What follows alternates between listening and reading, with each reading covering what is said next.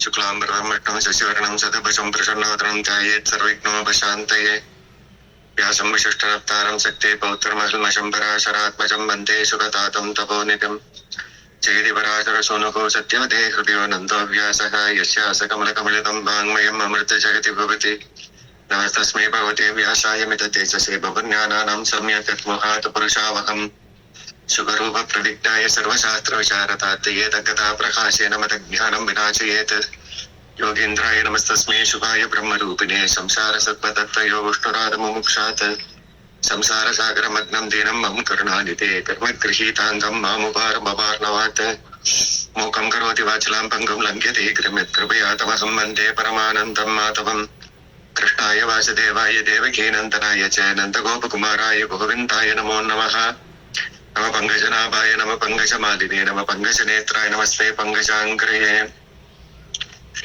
भगवान कृपையில ஸ்ரீ பாகவதம் தசமஸ்கந்தம் 60வது அத்தியாயத்தை அனுபவிக்கிறோம். நேற்றுக்கு பகவானுக்கு அஷ்டம விஷயங்களோட விவாகமாகிறது. அதற்கு முன்னாடி நரகாசுரன் உடைய அந்த பட்டணத்துக்கு போர் தொடுத்து போறான் பகவான் சத்யபாமையோடு கூட. அவனையும் சம்ஹாரம் பண்ணிட்டு கடைசியில அங்க 16,000 பெண்களை சிறைப்படுத்தி வச்சிருந்தான் நரகாசுரன்.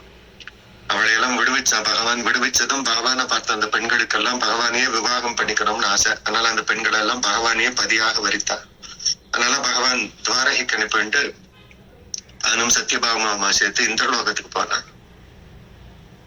ஆதித்யதேவியோட குண்டலங்கள் தேவருடைய முக்கியமான வஸ்துக்கள்ல நரகாசுரன் கிட்ட இருந்தது. அதையாம மீட்டு கொண்டு போய் கொடுத்தோம். அங்க அதித்தியா கொஞ்ச நாள் இருந்து அப்படி அங்க இருந்த சமயத்துல அகங்கரித்திருந்த இந்திரனுக்கும் புத்தி சொல்லி அவளையும் திருத்திட்டு அப்புறம் சத்யபாமாவும் கிருஷ்ணனம்மா சேர்ந்து பாரிஜாத்த புஷ்பத்தை கொண்டு வந்து அந்த மரத்தோட அப்படியே வேரோடு புடுங்கிட்டு வந்து துவாரகையில நட்டு அப்படி தன்னுடைய உத்தியாவனத்தை அற்புதமா அலங்கரிச்சா சத்யபாமா.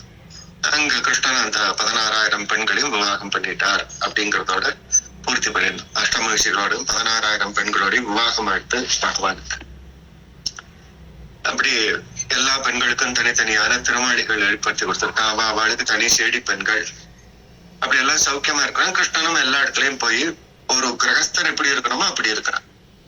ஒரு வீட்டுல ஒரு கணவன் எப்படி இருக்கணுமோ அப்படி இருக்கிறான். ஒரு மனைவிக்கு தக்கா போல இருக்கிறான். ஒரு குழந்தைகளுக்கு தக்கா போல ஒரு தகப்பனார் எப்படி இருக்கணுமோ பகவான் எல்லாரும் வீட்லயுமே அப்படியே இருக்கு. அப்ப அந்த பெண்கள் எல்லாம் நினைக்கிறா ஒருவேளை நம்ம வீட்டுலதான் கிருஷ்ணன் இப்படி இருப்பான் அப்படின்னு. இல்லை, எல்லாரும் வீட்லயுமே கிருஷ்ணன் அப்படியே இருக்கிறான். அப்படி இருக்கும்போது இந்த மகிழ்ச்சிகளுக்குள்ள பிரதானமானவர் ருக்மிணி பெரிய பிராட்டியார். அவ பெரிய விதர்ப தேசத்து பீஷ்மருடைய புத்திரி. ஸ்தானத்துல பெருசு, நல்ல ஐஸ்வர்யம் மிக்க குடும்பம், இளவரசியா இருந்த. அப்படி இருக்கிறவ அவ ஆசைப்பட்டா அப்படிங்கறக்காக கிருஷ்ணன் விவாகம் பண்ணிட்டான். இவளுக்கெல்லாம் ராஜ்யமே இல்லாத குலம். கிருஷ்ணனுக்கோ பலராமனோ என்னைக்கும் ராஜாவே ஆனதில்லை. ராஜ்யம் இல்லாத குடும்பம். அப்ப இப்படி விவாகம் பண்ணிட்டோமே, அதுக்கு பின்னாடி பல பெண்களை விவாகம் பண்ணிருக்கிறோம். இவ மனசு எப்படி இருக்கும் அப்படிங்கிறது பெருமாளுக்கு தெரியும். ஆனாலும் அதைய சோதிச்சு தான் இன்னும் அதை தெரிஞ்சுக்கணும் அப்படின்னு ஆசைப்படுறேன். இப்ப பெருமாளுக்கு மகாலட்சுமி பத்தி தெரியானது அது தெரியும். இருந்தாலும் ஒரு அவதார கட்டத்துல அவ எப்படி நினைப்பானோ அப்படின்னு ஒரு எண்ணம் பகவானுக்கு வர்றது. ஆனா பகவானுக்கு புரிஞ்சே இருக்கிறது. அதையும் புரிஞ்சுக்கணும். பிராட்டியதான் ஏதாவது சொல்லிட்டாலோ அப்படின்னு பார்க்க கூடாது. பிராட்டியை சோதிக்கணும்னு எண்ணம் பகவானுக்கும் இல்லை. ஆனா ஒரு கணவன் மனைவிக்குள்ள ஒரு சாஸ்யம், அவளை கொஞ்சம் அப்படி சொன்னோம்னா என்ன பண்றான்னு பார்க்கலாம் அப்படிங்கறக்காக பகவான் ருக்மிணி கிட்ட பேசுறான். அப்ப அதுக்கு ருக்மிணியும் சில பதில் சொல்றான். அப்படி பகவானுக்கும் ருக்மிணிக்கும் நடந்த சம்பாதம் இந்த அத்தியாயத்துல இருக்குது. இது ஒரு பிரணய கழகத்தை போல. மகாலட்சுமி பத்தியும் பெருமாளத்தை பத்தியும் நாம் சட்டன இந்த அத்தியாயத்துல தெரிஞ்சுக்கலாம். சுகபிரம்மம் பரிசத்துக்கு இந்த கதையை சொல்ற. கர்ஷத்த சுகமாசேன ஸ்வதல்பஸ்திதம் ஜெகத்குரும் பதம் பர்ஷாத் ஐசை விஜயத சகி ஜனைஹி. அப்படி காலம் சுகமா ஓடிட்டு இருக்கிற சமயத்துல ஒரு நாள் ஒரு சாயந்திரம் பொழுதும் பகவான் ருக்மிணியுடைய கிரகத்துக்கு வந்திருக்காங்க. ருக்மிணியுடைய திருமாளிகை. அங்க வந்து அற்புதமான ஒரு கட்டில் இருக்கிறது. அந்த கட்டில்ல பகவான் உட்கார்ந்துருக்கான். பதம் பர்ஷாத். அற்புதமான ஒரு கட்டில்ல பகவான் சுகமா உட்கார்ந்துருக்கிறான். ருக்மிணி தேவி தன்னுடைய தோழிகளோடு வருகிறான். பகவான் அங்க இருக்கிறத பார்த்துட்டு வந்துட்டு விசிறி எடுத்துட்டு பகவானுக்கு விசிறி வீசுறா. தோழிகளும் விசிறி வீசுறா பகவானுக்கு, ஆளவட்ட கைங்கரியம் பண்றா. அவளும் ஒரு விசிறி எடுத்துட்டு பகவானுக்கு வீசுறா. அப்படி பகவான் சுகமாக ஒரு கட்டல் உட்கார்ந்துருக்க சமயத்துல தோழிகளோடு சேர்ந்து ருக்மிணி அந்த ஆளவட்ட கைங்கரியத்தை பண்ணு. யஸ்வேதல்யஹ விஸ்வம் சுஜதத்யோ யதீஸ்வரஹ சாச்சி ஜாதஹ ஸ்வதேசம் கோபிதாயேது ஸ்வஜே. அப்படி அங்க உட்கார்ந்திருந்த பகவானான கிருஷ்ணன் அவன் பிறவற்றவனாக இருக்கிறான். அப்படி இருந்தவன் இப்போ வாசுதேவனாக பறந்திருக்கிறான். எதுக்கு அப்படின்னா தர்மத்தை ஸ்தாபிக்கிறதுக்காக பகவான் எடுத்து அவதார். அப்படி பகவான் பிறப்பே இல்லாத பகவான் இந்த எதிர்குலத்துல வந்து அவதாரம் பண்ணியிருந்தான். அப்படி இருந்தவன் அந்த வாதாவரணத்தை பார்க்கிறான், ருக்மிணியுடைய அரண்மனையை பார்க்கிறான். தஸ்மன் நந்த கிரகே பிராட்சத முக்தாம விலம்பிதாக விராஜிதே விதாத தீபைர் மணிமகே பிகி. ருக்மிணியோட அந்த பரம் அழகா அலங்கரிக்கப்பட்டு இருக்கிறது. மாளிகை எங்க முத்து தோரணங்கள் அப்படியே தொங்க விட்டு இருக்கா மகாலட்சுமி. அப்படியே பல விதமான விதானங்கள்னால் அழகப்படப்பட்டு இருக்கிறது. அங்கங்க மாணிக்க தீபங்களை ஏற்றி வச்சிருக்கா. அப்படி தீபம் எல்லாம் அந்த மாளிகைகள்லாம் சுடர் விட, தூபங்கள்லாம் இருக்க, அப்படி தோரணங்கள்லாம் கட்டி மகாலட்சுமி அப்படி அற்புதமா அந்த மாளிகையை அலங்காரம் பண்ணி வச்சிருக்க. மல்லிகாதபிஹி புஷ்பை விரோத குலநாதிபைஹி ஜால பிரவேமுஷ்டைஹி சோபிதந்த மானசஹ. பல விதமான புஷ்பங்கள்லாம் பூத்து இருக்கிறது அந்த மாளிகையில. அதனால அந்த புஷ்பங்கள்ல இருந்து தேன் அப்படியே சொட்டுறது. அந்த தேனை குடிக்கிறதுக்கு வண்டுகள் வர்றது. வண்டுகளுடைய ரீங்கார சப்தம் எங்க பார்த்தாலும் கேட்கிறது. பல விதமான புஷ்பங்கள்ல இருந்து நறுமணம் வருது. அது எல்லாம் அந்த பிராந்தியமே ரொம்ப இனிமையானதா இருக்குது. பார்க்கறதுக்கும் முகருக்கும் நல்ல இனிமையான மனத்தோடு இருக்குது. அப்படி ஒரு பெரிய ஜன்னல், ஜாலந்திர பிரவிஷ்டா, ஒரு பெரிய ஜன்னல் அந்த கட்டலுக்கு பக்கத்துல. அந்த ஜன்னல்ல பார்த்தா அப்படியே சந்திரனுடைய ஒளி அப்படியே உள்ள பிரவேசிக்கிறது. கோபி சந்திர மனோசமாசகா. அப்படியே ஒரு அற்புதமான ஒரு சந்தர்ப்பத்துல கிருஷ்ணனும் ருக்மிணி உட்கார்ந்துருக்கு. இந்த கதைக்குள்ள போயிடணும். கதையை காட்டீங்கன்னா பிரயோஜனம் இல்லை. இப்ப நேரத்துல அதுக்குள்ள போயிருக்கணும் கதைக்குள்ள. அப்படியே அந்த ஜன்னல் வெளியில பார்த்தா நல்ல ஒரு நிலவு தெரியறது. பாரிஜாதனதோ வாயுர்பேத யதா மாலினஹ ஸ்டாலினஹ தூபை ருஜைஹி ராஜன் ஜலதந்திர வித்கைஹி. பக்கத்திலேயே அந்த அந்த அவன் உட்கார்ந்துருக்க அந்த அறைக்கு பக்கத்திலேயே ஒரு பெரிய தோட்டம், உத்தியாவனம் இருக்கிறது. அங்க பாரிஜாத புஷ்பங்கள்லாம் செடிகள் எல்லாம் நட்டு வச்சிருக்காங்க கிருஷ்ணன். அதனால நல்ல புஷ்பங்கள்லாம் பூர்த்து அப்படியே நறுமணம் வீசுகிறது. அது அப்படியே அந்த ஜன்னல் துவாரம் வழியா உள்ள அந்த மனமானது உள்ள வருது. தூபை குருஜை ராஜன் ஜால சந்திரா விகர்கை. அந்த வாசமானது அப்படியே இந்த ஜன்னல் துவாரங்கள் வழியா உள்ள வர்றது. உள்ள அகழ் புகை எல்லாம் உள்ள பருத்தி வச்சிருக்கா தாயார். அதுல இருந்து வாசம் வெளியில போறது. அப்ப வெளியில இருந்த பாரிஜாத்த வாசம் உள்ள வர்றது. உள்ள இருந்த அகில் புகையுடைய மனம் வெளியில போறது. அப்படி சுகந்தமா இருக்குது. வயோபேதிராக சுப்ரன் பர்யங்கே கசி பூசத்தமே உபஸ்திதே சுகாசீனம் ஜெகதாமீஸ்வரம் பதம். அப்படி ருக்மிணியோட அந்த திருமாளிகையில அந்த புறத்துல பகவான் அப்படி உட்கார்ந்து இருந்தார். எங்க பார்த்தா அற்புதமா இருக்கிறது அந்த மாளிகை. அற்புதமான ஒரு பெரிய கட்டில பகவான் உட்கார்ந்துருக்கான். அந்த பெரிய கட்டில் எப்படி இருக்குது? பயோபேதிதா, நல்ல பால் நுரை போல இருக்கிறது. அப்படி வெண்மையான கட்டில், தூய்மையான கட்டில். அப்படி சுகமா பகவான் அதுல உட்கார்ந்து இருக்கிறான். ருக்மிணி அப்படி உட்கார்ந்து இருக்கிற ஜெகதீஸ்வரனோட தன்னுடைய பதிய பார்த்தா. அவளுக்கும் கிருஷ்ணன் மேல ரொம்ப பிரியம். அதனால பகவானுக்கு வேணுங்கிற கைங்கரியத்தை எல்லாம் பண்றக்க ஆரம்பிச்சா. பகவானுக்கு உபச்சாரங்கள் பண்றக்க ஆரம்பிச்சா ருக்மிணி தேவி.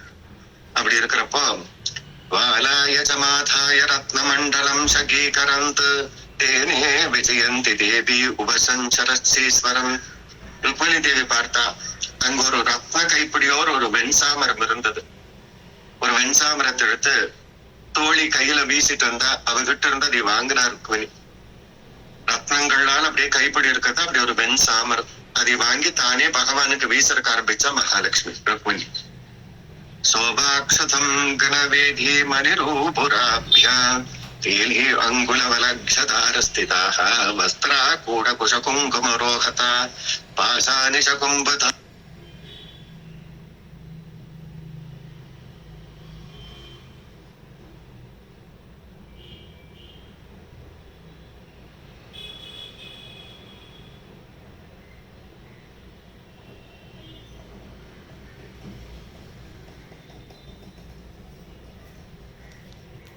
உன்னைய விவாகம் பண்ணிக்கணும்னு ஆசைப்பட்டாள் என்ன?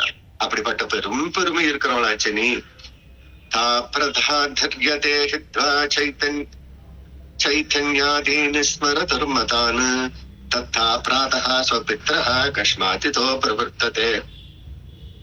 உன்னை அடையணும் அப்படிங்கறதுக்காகவே ஆசைப்பட்ட அந்த சிசுபாலன் இருந்தானே, அவனை எல்லாம் விட்டுண்டு ஏதோ உன்னுடைய அப்பாவும் அண்ணாவும் உன்னைய நிர்பந்தப்படுத்தின அந்த சிசுபாலனை விவாகம் பண்ணணும் அப்படிங்கறக்காக அவன் சத்தியம் கூட பண்ணி கொடுத்துட்டா. சிசுபாலன் கிட்ட என் பொண்ணு உனக்கு விவாகம் பண்ணி கொடுக்குறேன்னு வாக்தானம் பண்ணி கொடுத்துட்டா. அப்படி இருந்த சமயத்துல கூட உனக்கு அவனை பிடிக்கல.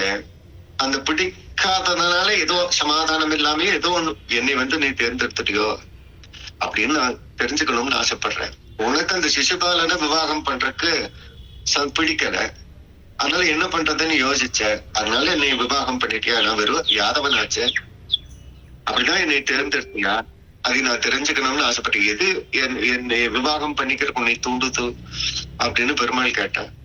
ராஜப்யோ பிப்யதேஷூருக்த சமுத்திரம் சரணம் கதாத் பலவந்தபி கிருஷ்ண வேஷாம் பிரக்ஷதேனு ரூபாசதாத். அழகான புருவங்களோடு இருக்கிற குருகுணி, நாங்க எல்லாம் எப்பேற்பட்டவர்கள்மா, யாதவர்கள் எல்லாம் எப்போதுமே பயந்து இருக்கிற சுபாவம் எங்களுக்கு. ராஜாக்களை பார்த்தா நாங்க பயந்துருவோம். அதனால பெரிய இந்த துவாரகைய ஒரு சமுத்திரத்துக்கு நடுவுல கட்டுண்டு அதுக்குள்ள ஒளிஞ்சு வசிக்கிறோம், துவாரகையில வசிக்கிறோம். எப்ப வேணா போர் தொடுத்து வருவா. பெரிய ஜராசந்தன் முதலான அரசர்கள் எல்லாம் எங்க மேல போர் தொடுத்து வருவா. எங்களுக்கு சண்டையே யாருக்கிட்ட அப்படின்னா அரசர்கள் கிட்டதான். இன்னொன்னு, என்னைக்காவது நாங்க அரசர்கள் ஆக முடியுமா அப்படின்னா ஆகவே முடியாத குளத்துல பிறந்திருக்கு. அப்படிப்பட்ட என்னை போய் நீ எதுக்கு விவாகம் பண்ண வேண்டிய சந்தர்ப்பம் வந்தது? நாங்க ஒளிஞ்சு வாழ்றவா, ஏதோ ஒரு கடலுக்கு நடுவுல வாழ்றவா, ராஜபட்டாபிஷேகமே ஏற்க போறது இல்ல நான். அப்படிப்பட்ட என்னையே நீ எதுக்க விவாகம் பண்ணிக்கணும்னு ஆசைப்பட்டேன். நீ பெரிய ராணி, இளவரசி. அஸ்பஷ்ட வர்த்தமானம் பும்சே லோபம் இதீக்ஷதாம் ஆஸ்திதே பதவீம் சுப்ருஹு பிராப்ய சிமந்தி யோசிதா. எவ்வளவு அழகா இருக்கிற நீ. எங்க பழக்க வழக்கங்கள்னா யாருக்குமே புரியாது ருக்மணி. லோகத்துல வைசியர்கள் ஆனா யாதவருடைய பழக்க வழக்கம் எப்படி இருப்பா, என்ன பண்ணுவா அப்படிங்கறதெல்லாம் லோகத்துக்கு புரியவே புரியாது. நாங்க பெரும்பாலும் லோகத்துக்கு ஒவ்வாதவே தான் நடந்துப்போம். லோகத்துக்கு எங்களுக்கு பெரிய தூரம். லௌகிகமா இல்ல எங்களால இருக்கவே முடியாது. லோகத்துல இருக்கிற நடைமுறைகளுக்கெல்லாம் அப்பாற்பட்டுதான் அங்க இருப்போம். அப்படி இருக்கிறவோ பெரிய பழக்க வழக்கங்கள் யோகியதையா இருக்கிற வம்சத்துல பிறந்த நீ எங்களை எப்படி விவாகம் பண்ணிட்டு இத்தனை கஷ்டப்படுற? நீ விவாகம் பண்ணிட்டு உனக்கு என்னாச்சு? எல்லாம் கஷ்டமே. நிஸ்கிஞ்சாத்வயம் சஸ்வதா கிஞ்சன பிரியாக தஸ்மாந்த் பிராணிஹிர நாட்யதாமா பஜந்தி சுமத்யதே. அழகான ருக்மணி, எங்க மனசு புரிஞ்சுக்கோ. நாங்க என்னைக்குமே எதுக்குமே ஆசைப்படுறது இல்லை. யாதவர்கள் எதுக்குமே ஆசைப்படுறது இல்லை. எங்களுக்கு எந்த பொருளும் இல்லை. எங்க கிட்ட ஏதாச்சும் இருக்கிறதா அப்படின்னா எங்க கிட்ட எந்த பொருளும் இருக்கு. இனிமேலா சம்பாதிப்போமா அப்படின்னா எப்போதுமே சம்பாதிக்க மாட்டோம். அப்படிப்பட்ட குளம் எங்களுக்கு. எங்ககிட்ட எதுவும் இல்லவும் இல்லை, எங்களுக்கு ஆசையும் இல்லை, எங்ககிட்ட எதுவுமே இருக்கு. எதுவுமே விரும்பாதவர்கள் நாங்கள். எங்களுக்கு எதுவுமே வேணும் அப்படின்னு ஆசைப்படவே மாட்டோம். நாங்க அப்படி அப்படின்னா எங்க நண்பர்களும் எங்க கூட சேரவாளும் அப்படி இருப்போம். உத்தவர் அக்ரூரர் எல்லாருமே எப்படி இருப்பா, அவ எதுவும் வச்சிருக்க மாட்டான். எங்க நண்பர்களும் அப்படி இருப்பான். பொதுவா எங்களுக்குள்ள செல்வந்தர்கள்னு யாரையுமே பார்க்க முடியாது. மத்தியமே நல்ல காசு இருக்கிறவா அப்படிங்கிறவன் எங்க குலத்துல பார்க்கவே முடியாது. அப்படிப்பட்டவன் நீ எப்படிமா நீ ஒரு பெரிய ராணி ராஜவம்சத்துல வந்தவன் என்னை போய் எப்படி விவாகம் பண்ணிட்ட? ஏதோ மக்ஷாம் வித்யம் ஜன்மே வாக்ருதிர்பவஹ கார்விஹோதோ மைத்ரி ரத்ததே குக்ஷித். ஐஸ்வர்யத்தை பார்த்தாலும் எனக்கு உனக்கும் சேராது. குலப்பெருமை பார்த்தாலும் உனக்கு எனக்கு சேராது. ஆளுமை பார்த்தாலும் உனக்கும் எனக்கும் சேராது. அழகு பார்த்தாலும் நீ எனக்கும் உனக்கும் சேராது. எதுவுமே ஒரு விவாகம் பண்ணணும்னா சமமானவர்கள் தான் பண்ணிக்கணும். இதெல்லாம் சமமா இருந்தா தான் பண்ணிக்கணும். செல்வம், குலம், ஆளுமை, வடிவழகு, வருமானம், ஐஸ்வர்யம் இதெல்லாம் சேர்ந்தவதான் ஆணும் பெண்ணும் விவாகம் பண்ணிட்டானா சௌக்கியமா இருப்பான். இதுல ஏற்றக்குறைவா இருக்கிற ஆணையோ பெண்ணையோ மாத்தி கல்யாணம் பண்ணிட்டோம் அப்படின்னா கஷ்டம் தான் வாழ்க்கை. அப்படிதாம இதெல்லாம் இருக்கிற நீ இதெல்லாம் இல்லாத என்னை போய் விவாகம் பண்ணிருக்க. இதுல ஒண்ணும் கூட எங்கிட்ட இல்லை. அழகாவும் இல்ல, எங்கிட்ட நல்ல பழக்க வழக்கங்கள் இல்ல, எங்க குளமும் பெரிய குளம் இல்ல, எங்களுக்கு ஐஸ்வர்யம் இல்ல. அப்படிப்பட்ட நீ எதை கொண்டு நீ தேர்ந்தெடுத்த? இப்படி மாத்தி தேர்ந்தெடுத்தாவே துக்ககரமா தான் இருக்கும் வாழ்க்கை அப்படின்னு சாஸ்திரம் சொன்னது. அப்ப உனக்கு எத்தனை கஷ்டம் வந்துருது. வைதர்போ விஜ்ஞாதி ததீதமீக்ஷயா விருத்தா வயம் குணார்ஹிதோ பிக்ஷுதோ சிலேகிதிமா. அந்த விதர்ப நாட்டு பீஷ்மருக்கு பெரிய இளவரசியாக நீ வந்து அவதாரம் பண்ணு. கொஞ்சமாவது நீ உன்னுடைய எதிர்காலத்தை பத்தி சிந்திச்சிருக்கலாம். அவசர முடிவெடுத்த நீ போய் விவாகம் பண்ணிட்ட. இந்த வேற்றுமை நீ பார்க்கவே இல்லை. தமிழுக்கும் கிருஷ்ணனுக்கும் பொருந்துமா அப்படின்னு பார்க்காம ராஜவம்சத்துல நீ வந்த என்னை போய் இப்படி விவாகம் பண்றக்க அந்த அந்தணனை போய் தூது விட்டைய. அது எனக்கு எந்த குணமே இல்லையா உனக்கு தந்தா போல. ஒரு குணமே இல்லாத என்னை போய் உன்னுடைய கணவரா அந்த அந்தணனை கொண்டு நிர்தாரணம் பண்ணி முடிவெடுத்துட்டே. ஏமா இப்படி பண்ணே? அதார்ஹதோபம் வை பஜந்தே சத்ரியா சவம் ஏன தொன்மாஷேத சத்யா இவ முத்திர சப்ததா. இதான் இன்னும் பெரிய குண்டு. கிருஷ்ணன் சொல்றா, அம்மா ருக்மிணி நீ விவாகம் பண்ணிட்ட, அப்புறம் இங்க வந்தவனேதான் உனக்கு தெரிஞ்சிருக்கும் எங்க லட்சணம் இல்ல. அதனால உனக்கு பெரிய கஷ்டமா தான் இருக்கும். இப்ப கூட ஒண்ணும் கெட்டு போகல. இப்ப கூட நீ முயற்சி பண்ணு. நீ இங்கிருந்து கிளம்பிரு. இங்க துவாரகையில் இருக்க வேண்டாம். நீ கிளம்பி போய் பஜபோ சத்ரிய ஸ்ரீசபா, ஒரு நல்ல சத்திரியனை பாரு, நல்ல ராஜாவா பாரு, அவனை போய் விவாகம் பண்ணிக்கோமா. இங்க இருக்கணுங்கிற அவசியம் இல்லை. அப்பேற்பட்டவன் இங்க போய் இருந்து கஷ்டப்படணுங்கிறது இல்லை. அதனால நல்ல சத்திரியனை பாரு, அவனை போய் விவாகம் பண்ணிக்கோ. உனக்கு என்னென்ன ஆசைகள் இருக்கோ அதெல்லாம் நிறைவேறும். இங்க இருந்து அப்படின்னா பிரயோஜனமே இல்லை அப்படின்னு ஒரு பெரிய வார்த்தையை சொல்லிட்டான் கிருஷ்ணன்.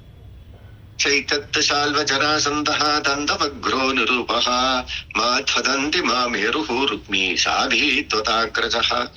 ருக்மிணி, சிசுபாலன், சால்வன், ஜராசந்தன், தத்தவக்ரன் முதலான அசுரர்கள் எல்லாம் ஏன் உன்னோட அண்ணனா இருக்க ருக்மி கூட எப்போதுமே என் கூட பகை பாராட்டிட்டு இருப்ப. எனக்கு பல பகைவர்களும். என்னைக்கு வேணா எந்த கஷ்டம் வேணா வந்துடலாம். இங்க நிம்மதியாவெல்லாம் இருக்க முடியாது துவாரகையில். அப்ப ஒரே கஷ்டம் தான்.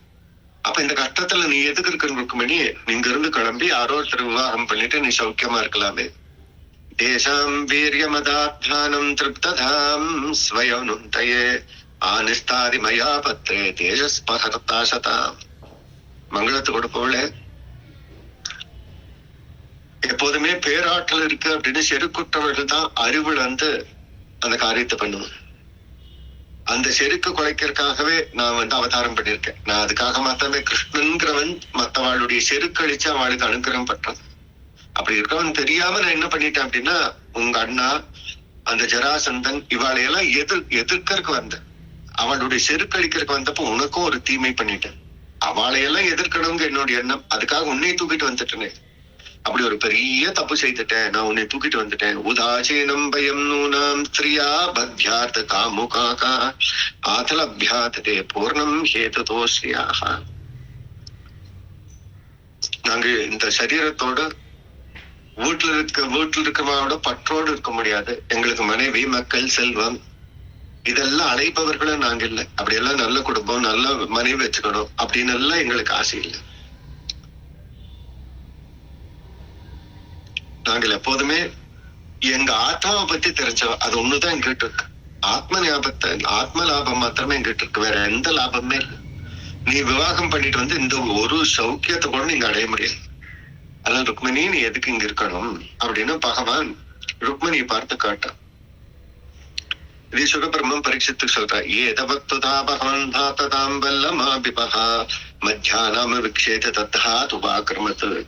இது ஏன் சொன்னான் அப்படின்னா, ஒரு கணவனுக்கு மனைவிய கொஞ்சம் அப்படி பேசி பார்க்கறது ஒண்ணும் தப்பு இல்லையே அப்படிங்கறதுக்காக அத சொல்லிட்டான். அதுவும் அவனுடைய மனசுல அந்த வார்த்தை இல்ல.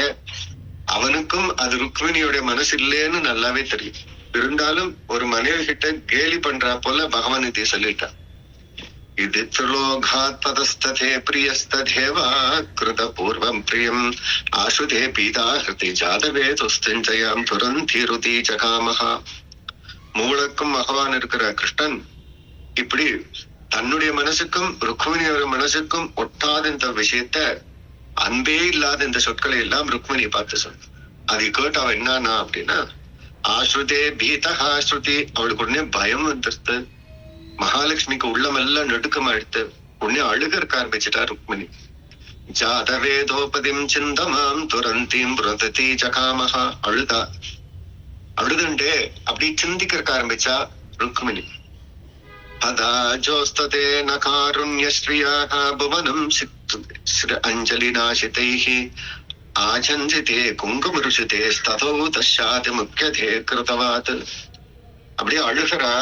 அதனால அவ கண்ணுல போட்டிருந்த மையெல்லாம் அப்படியே களைஞ்சு போச்சு. பதா சுஜதே நகாருண ஸ்ரீயா. அப்படியே கண்ணுல இருந்த மையெல்லாம் அப்படியே கருப்பா கண்ணெல்லாம் பூசிடுத்து. அப்படியே மார்பகத்துல குங்கும சாந்து அடித்திருந்தா. அது அப்படியே கண்ணுல இருந்து ஜலம் வந்து மார்புல அப்படியே நனைஞ்சு போய் குங்கும பூச்செல்லாம் நனைஞ்சு போயிடுது. எல்லாம்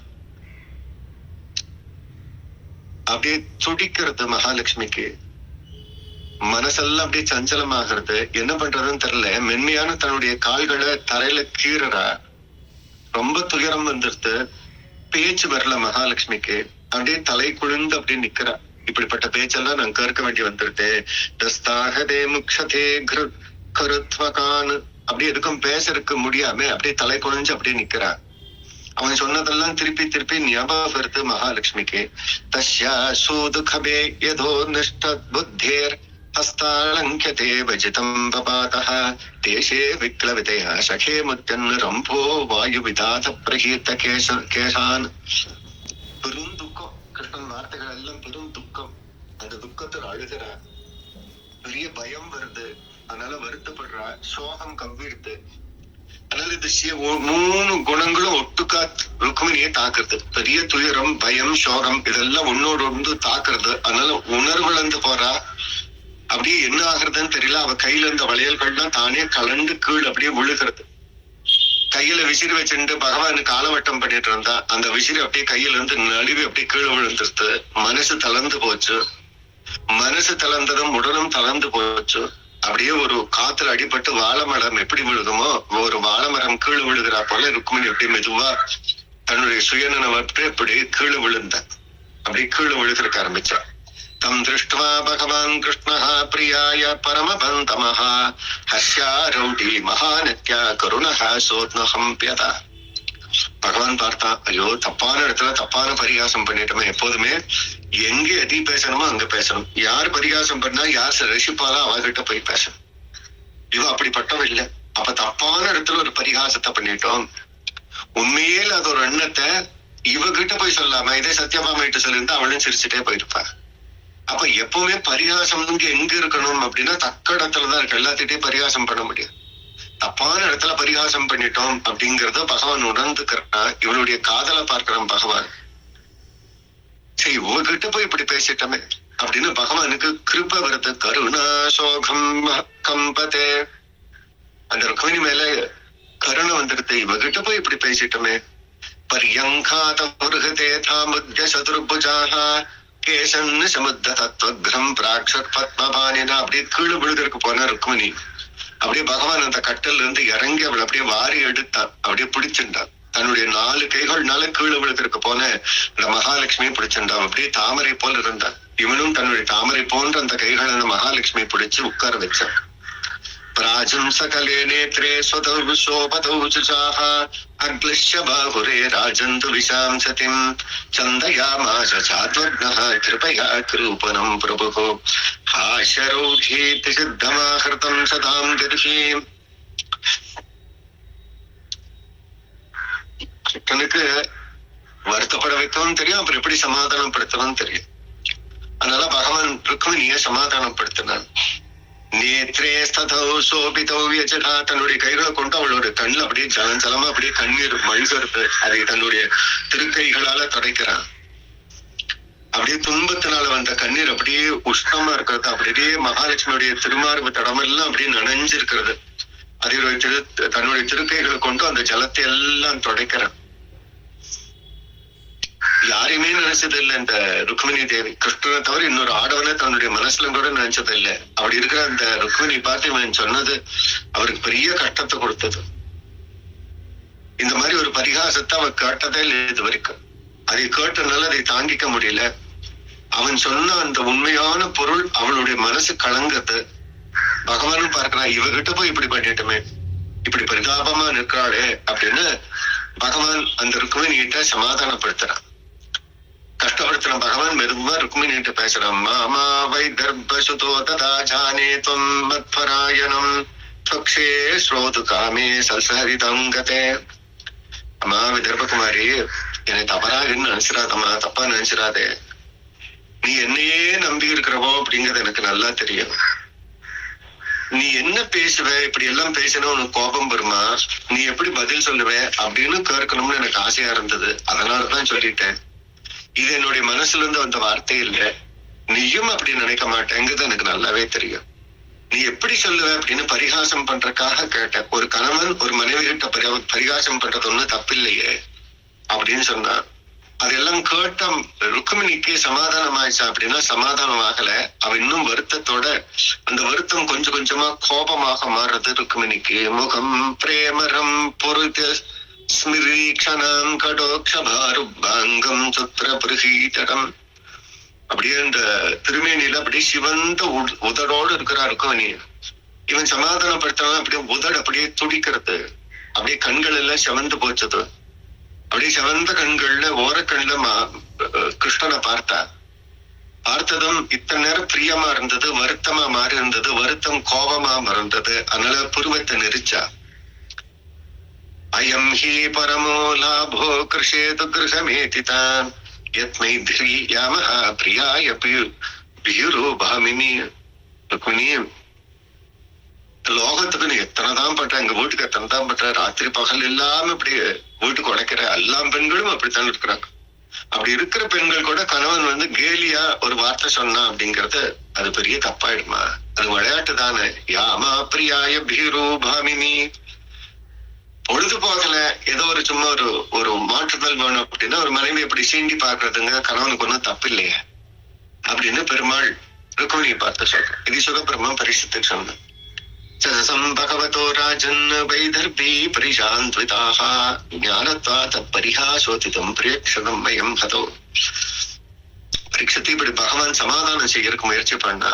ஆனா விதர்ப்ப தேசத்து ராஜகுமாரியா இருக்கிற ருக்மிணி தேவி அது வெறும் கேள்வி பேச்சா எடுக்கல. கிருஷ்ணன் கேள்வி பேச்சா பேசினேன் அப்படின்னு சொன்ன. அது உண்மை இல்ல, அது கிருஷ்ணனுடைய மனசுல இல்லைன்னு ருக்மிணிக்கு தெரியும். ஆனாலும் இப்படி பேசலாமா அப்படின்னு சொல்லிட்டு தன்னுடைய பர்த்தாவா இருக்கிற கிருஷ்ணனை பார்த்து கொஞ்சம் பயமெல்லாம் போனவளாக கொஞ்சம் நிதானம் படுத்திட்டு பகவானை பார்த்து பேசறக்க ஆரம்பிக்கிறா ருக்மிணி தேவி. பபாஷா ரூபம் பும்சாம் விஷந்தி பகவான் முகம் ஸ்வரீடஹாச சிரஸ்னிக்தா பாங்கோ பாரதா. கிருஷ்ணா அப்படியே தன்னுடைய கடை கண்களால கிருஷ்ணனை பார்த்தா. கொஞ்சம் சிரிப்பு வந்தது நாச்சியாருக்கு. அந்த சிரிப்போட ஆழ்ந்த சிந்தனையோட உண்மையான தத்துவத்தை கிருஷ்ணனை பார்த்து அவன் கேட்ட கேள்விக்கெல்லாம் பதில் சொல்றதுக்கு ஆரம்பிச்சான். கொஞ்சம் அப்படி கருணை கலகமாக இப்படி வேடிக்கையா பார்த்துட்டோம். ஆனா கிருஷ்ணன் சொன்னதுல பெரிய அர்த்தங்கள் இருக்குது. இத்தனை நேரம் கிருஷ்ணன் பேசினதுல கிருஷ்ணன் கிட்ட 16 குற்றங்கள் இருக்குன்னு கிருஷ்ணனே ஒத்துக்கிறான். கிருஷ்ணனாக அவதாரம் பண்ண போது தன் கிட்ட 16 குற்றங்கள் இருந்தது அப்படின்னு இதுதான் இத்தனை நேரம் சொல்லியிருக்கான். இப்ப அதுக்கெல்லாம் பிராட்டி சமாதானம் சொல்ல போற. அது என்ன 18 குற்றம் அப்படின்னா பொருத்தமின்மை. 2 பேருக்கு பொருத்தம் இல்லை. இவ பெரிய ராஜகுமாரி, அவன் ராஜ்யத்திலிருந்த குடும்பத்துல பிறந்திருக்கான். அதனால பொருத்தன்மை 2க்கு இருக்கிறது அப்படிங்கிறது முதல். 2வது பிற மன்னர்களை கண்டு பயம், அதனால துவாரைக்கு நடுவுல தங்கி இருக்கிறார். 3வது கடலுக்கு நடுவுல அரண் கட்டி வசிக்கிறார், அது 3வது தப்பு. 4வது மிக்க பலத்தோடு இருக்கிறவங்கிட்ட எல்லாம் பகை. 5வது அரசு பீடத்துக்கு தகுதி இல்லையே, ராஜ்யம் ஏத்துக்க முடியாது. 6வது புதிரான பழக்க வழக்கங்கள், லோகத்துல இருக்கவா மாதிரி இருக்க மாட்டா. 7வது உலகுக்கு ஒவ்வாத நடைமுறை இருக்கிறது. 8வது பெண்களுக்கு துன்பம் தருவது. 9 பொருளின்மை, வறுமை, காசெல்லாம் சேர்த்துக்க மாட்டான். 10வது ஏழை எளியர்களுடைய அன்பு. 11 செல்வந்தர்களை விரும்ப மாட்டான், செல்வத்துக்கு ஆசைப்பட மாட்டான். 12 திருமணம் பொருத்தமின்மை. 13 நற்குணமின்மை, எனக்கு உனக்கு நீ எத்தனை குணத்தோடு இருக்க நான் இல்லை அப்படிங்கிறான். 14 ஏழைகளால வீணே துதிக்கப்படும், ஏழைகள் தான் கும்பிடுவான், மற்றவாழ்ல கிருஷ்ணன் சொல்ல மாட்டான். 15 ஈடுபாடின்மை. 16 பட்டின்மை, எதுலையுமே பட்டு இல்லை இப்படின்னு எனக்கு 16 குற்றம் இருக்கிறதுன்னு கிருஷ்ணன் சொன்னான் ருக்மிணி. இப்ப ருக்மிணி அந்த 16க்கும் பதில் சொல்லுகிறா. மெதுவா நிதானமா அந்த பிராட்டி பெருமாளை பார்த்து பேசிருக்காங்க. நத்வேத்ய அரவிந்த விலோக்ஷணானி யத்வை பவான் பகவத்தோ சிதி விம்சுதா ஸ்வே மஹித்த பிரதோ பகவான் ஸ்திரிய சுக்வாம் குண பிரதிக்ன ரீஹபாதா. தாமரை போல கண்ணன் இருக்கிற பகவானே, நீதானே எல்லா இடத்துலும் நீக்கமர நிறைஞ்சிருக்கிற. அதுக்கு எல்லாத்துக்கும் ஆதாரமா இருக்கிறது உன்னுடைய கல்யாண குணங்கள் தானே. அப்படி இருக்கும் போது எனக்கு உனக்கு நான் உனக்கு ஏற்றவள் இல்லை, நீ எனக்கு ஏற்றவன் இல்லைன்னு எப்படி சொன்னேன்? நீதான் கல்யாண குணங்களுக்கெல்லாம் இருப்பிடமாச்சே. அது கொண்டுதான் இருக்கிறது இந்த லோகமே. முக்குணங்கள்ல சத்துகுணம் உனக்கே வல்லவா இருக்கிறது. இந்த தேவர்கள் எல்லாம் அதனால்தான் உனக்கு அடிபடைஞ்சிருக்கிறா. அப்படி இருக்கும்போது உன்னோட ஸ்தானம்ங்கிறது பெரிய ஸ்தானம் தான். நீ என்ன சொன்ன? பொருத்தமின்மைன்னு முதல் சொன்ன. உனக்கு எனக்கு என்ன பொருத்தமின்மை வேணா, எனக்கு வேணா பொருத்தம் இல்லாம இருக்கலாம். நீ சாட்சாத் பரம்பிரம்மம், தேவர்களுக்கெல்லாம் தலைவன், முக்குணங்களுக்கும் மீறின சுத்த சத்துவமாக இருக்கிறவன். அப்படி இருக்கும் போதும் உனக்கு என்ன இருக்கிறது? எல்லா கல்யாண குணங்களும் உனக்கே இருக்கிறது. அவ எப்படி நீ பொருத்தம் இல்லைன்னு சொல்லலாம் அப்படின்னு பெருமாளை பார்த்து கேட்டா. சத்தியம் பயாதி குணேனு உக்ரமாந்தகா சோதேசமுத்திர உபலம்ப மாத்திராத்மனஹ நித்யம் கதிக்ரே கணைஹி கிருத விக்ரஸ்தம் சேததி விதுதும் தமோதஹா. நீதான் அந்த திருவிக்ரம அவதாரம் எடுத்து உன்னுடைய 3 அடிகளை கொண்டு இந்த 3 லோகத்தை அளந்தவன். அப்படின்னு இந்த 3 லோகம் உங்ககிட்டயே இருக்கிறது. உங்ககிட்ட பயந்துட்டு எல்லா மன்னவர்களும் ஒளிஞ்சிருக்கிற. நீயே 3 குணங்களுடைய ஒளியாக இருக்கிற. நீயே 5 பூதங்களாக இருக்கிற. நீதே எல்லாத்துக்கும் சைத்தன்யமாக இருக்கிற. உங்ககிட்ட பகை கொண்ட யாருமே இருக்க போறதில்லை. அப்படி இருக்கும் போதும் அரசுக்கு உரிமை இல்லை அப்படின்னு சொல்ற. இந்த லோகமே உன்னோடதாச்சே. உன்னுடைய கால்கள்னால இந்த 3 லோகத்தை அளந்து வச்சிருக்க. அப்படி இருக்கும்போது எனக்கு ராஜ்யம் இல்ல, ராஜ்யம் இல்லாத குளத்துல கல்யாணம் பண்ணிட்டே அப்படின்னு கேட்கட்டே. இதுக்கு வேற என்ன வேணும்? இந்த லோகத்துல இருக்க வெள்ளம் வெறும் ராஜாக்கள் அந்த ஊருக்கு மாத்திரம். ஆனா நீ இந்த அண்டத்துக்கே ராஜாவு. அப்படி இருக்கும்போது அப்ப எப்படி அப்படி சொல்லலாம்? நீதான் திருவிக்கிரமாக அவதாரம் பண்ணி அப்ப எல்லாமே உன்னோடு தானே. தத்வாதபத்னம் கிராந்தஜுஸ்தாம் நுதிதாம் வர்த்தமாஸ்புடம் நிருத்ததே நிர்விபாவர்யம் எத்தலௌ ஷீரேஷிஸ்த பூதத்திது பவந்தம். என்னோட திருவடி தாமரைகள் இருக்கிற அந்த மகரந்த சுவையை பார்க்கணும் அப்படின்னா முனிவர்கள் தான் காத்திருக்கிறார். எல்லாருமே உன்னுடைய திருவடிக்காகவே காத்திருக்கிறாளே. அப்படி இருக்கும் போது உலக நடைமுறைக்கு முற்றிலும் நாங்க மாறுபட்டு இருப்போம்னு எப்படி சொல்ற? சர்வேஸ்வரன் நீ அப்படித்தான் இருப்ப. லோகத்துக்கு தக்கா போலயே சர்வேஸ்வரன் இருக்க முடியும். அது லோகம் தான் புரிஞ்சுக்க மாட்டேங்குது. உன்னுடைய சொரூபத்துக்கு நாங்க தான் வர மாட்டேங்கிறோம். நீ தனித்தே இருக்கிறாய். தனித்திருக்கத்தான் பகவத் சொரூபம். அப்படி இருக்கும்போது நாங்க மத்தவா கூட சேர்ந்து பழக மாட்டோம். என்னுடைய சொரூபம் தனியா இருக்கும்னா தனியா தான் இருக்கும். எங்களுக்கு தான் அது இல்லை. அது எப்படி உன்னுடைய குற்றமாகும் அப்படின்னு ருக்மிணி கிருஷ்ணனை பார்த்து கேட்கிறா. ந கிஞ்சித் நனு பவாந்தே தஸ்ததே கிஞ்சித் யஸ்மை பலிம் பலிபுஜோதி ஹரந்த்யஜாமிஹ தந்தம் த்ரு போதமட்கயாயந்தஹ பிரவிஷ்ட பவான் பலிபுஜாமி தே துப்யதே. சர்வேஸ்வரா, உனக்கு எதுதான் இயலாததாக இருக்கிறது? நீ நினைச்சே அப்படின்னா எல்லாமே உன்னோதாயிடுமே. அப்படி இல்லாதப்ப நான் வறியவன், எனக்கு எதுவுமே இல்லை அப்படிங்கிறிய. உன்னை காட்டிலும் உயர்ந்ததுன்னு ஒண்ணு இருக்கிறதா? எல்லாமே உனக்கு சேர்த்தம் தானே. இந்த லோகமே ஒரு பெரிய ஐஸ்வர்யமாக உனக்கு இருக்குது. அதனாலயே பிரம்மாதி தேவர்கள்லாம் உன்னை ஆராதனம் பண்ணி அவளுக்கு வேணுங்கிறதால உங்ககிட்ட கேட்டுக்கிறேன். அப்ப செல்வ செழிப்பு வேணுங்கிற மக்களும் கூட உங்ககிட்ட ஆராதனம் பண்ணியே அந்த பொருளை வாங்கிக்கிற. அப்ப நீ வறியவன், எங்கிட்ட ஒண்ணும் இல்லை அப்படின்னு சொன்னேன். அது எப்படி சரியாகும்? நீதான் எல்லா ஐஸ்வர்யருக்கும் கொள்கலமாக இருக்கிற. ஐஸ்வர்யம் வேணுங்கிறவாளே உன்னைதான் தொழுத்து நிற்கிற. அப்படி இருக்கும்போது நீதான் உயர்ந்த ஐஸ்வர்யம். அதனாலேயே நான் உன்னை ஆசைப்பட்டேன். வைதம் சமஸ்த புருஷார்பமயாக பலாத்மஹா யத்வாஞ்சயே சுமததோ விஸ்ருஞ்ச கிருஸ்தம் தேசாம் விபோச்சமந்த பகவான் சமாக்ஷ பும்சாம் திரியக்ஷரதயோ சுகாதிக்ஷதா. இந்த லோகத்துல இருக்க மனுஷன் எல்லாம் அறம் பொருள் இன்பம் போடு அப்படின்னு 4 பேர்களுக்காகவே சுத்தி காரியம் பண்ணுவா. அதுக்காகவே செயல்கள் பண்ணுவா. அதுக்காகவே தியானங்கள் பண்ணுவா. ஆனா அது எல்லாம் கொடுக்கிறவன் நீ தானே. நாங்க என்ன வேணா கேட்கலாம். ஆனா கேட்கறதெல்லாம் கொடுக்கும் ஸ்தானத்துல நீயே இருக்கிற. பராத்பரன் நீயே அறத்தையும் கொடுக்கணும், பொருளையும் கொடுக்கணும், இன்பத்தையும் கொடுக்கணும், மோட்சத்தையும் நீயே கொடுக்குற. அது ஆத்ம ஞானிகளுக்கு மாத்திரமே தெரியும். அதனால ஆத்ம ஞானிகள் மாத்திரமே உங்ககிட்ட வருவா. மத்தவள்லாம் வரமாட்டான். சில பேர் மாத்திரமே எங்கோட இருக்கிறான்னு சொல்றீங்க, அந்த சில பேரான ஞானிகளுக்கு மாத்திரமே உங்ககிட்ட உறவு இருக்கும். மற்றவர்கள் உங்ககிட்ட சகஜமா பழக மாட்டான். அது உன்னுடைய தப்பு இல்லை. ஆனா எல்லாத்துக்கும் என்னென்ன வேணுமோ அது எல்லாம் அனுக்கிரகம் பட்டு இந்த 4 புருஷார்த்தத்தை கொடுப்பவனாக நீயே இருக்கிற. அதனாலேயே நான் உன்னை ஆசைப்பட்டேன். தொந்தஸ்த கண்ட முனிர்கதீயதானுபவ ஆத்மதர்சன ஜகாதாமினி வர்ததோஷே ஹித்வா பவத் ரூப புதி கால வேகா தக்ஷஸ்யாபவேன் குலேது. எத்தனை கட்டப்பட்டாலும் மத்தவங்களை துன்புறுத்தாத அந்த குணம், அந்த இரக்கம்ங்கிறது உங்ககிட்டயே இருக்குது.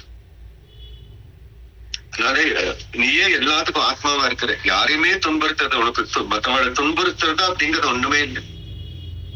எல்லாத்துக்கும் ஆத்மாவா இருக்கிற. உன்னுடைய பக்தர்களுக்கு உன்னையே தந்து விடுகிற. உன்னுடைய பக்தர்கள் எது காக்குறாளோ அதை கொடுத்துருவேன்.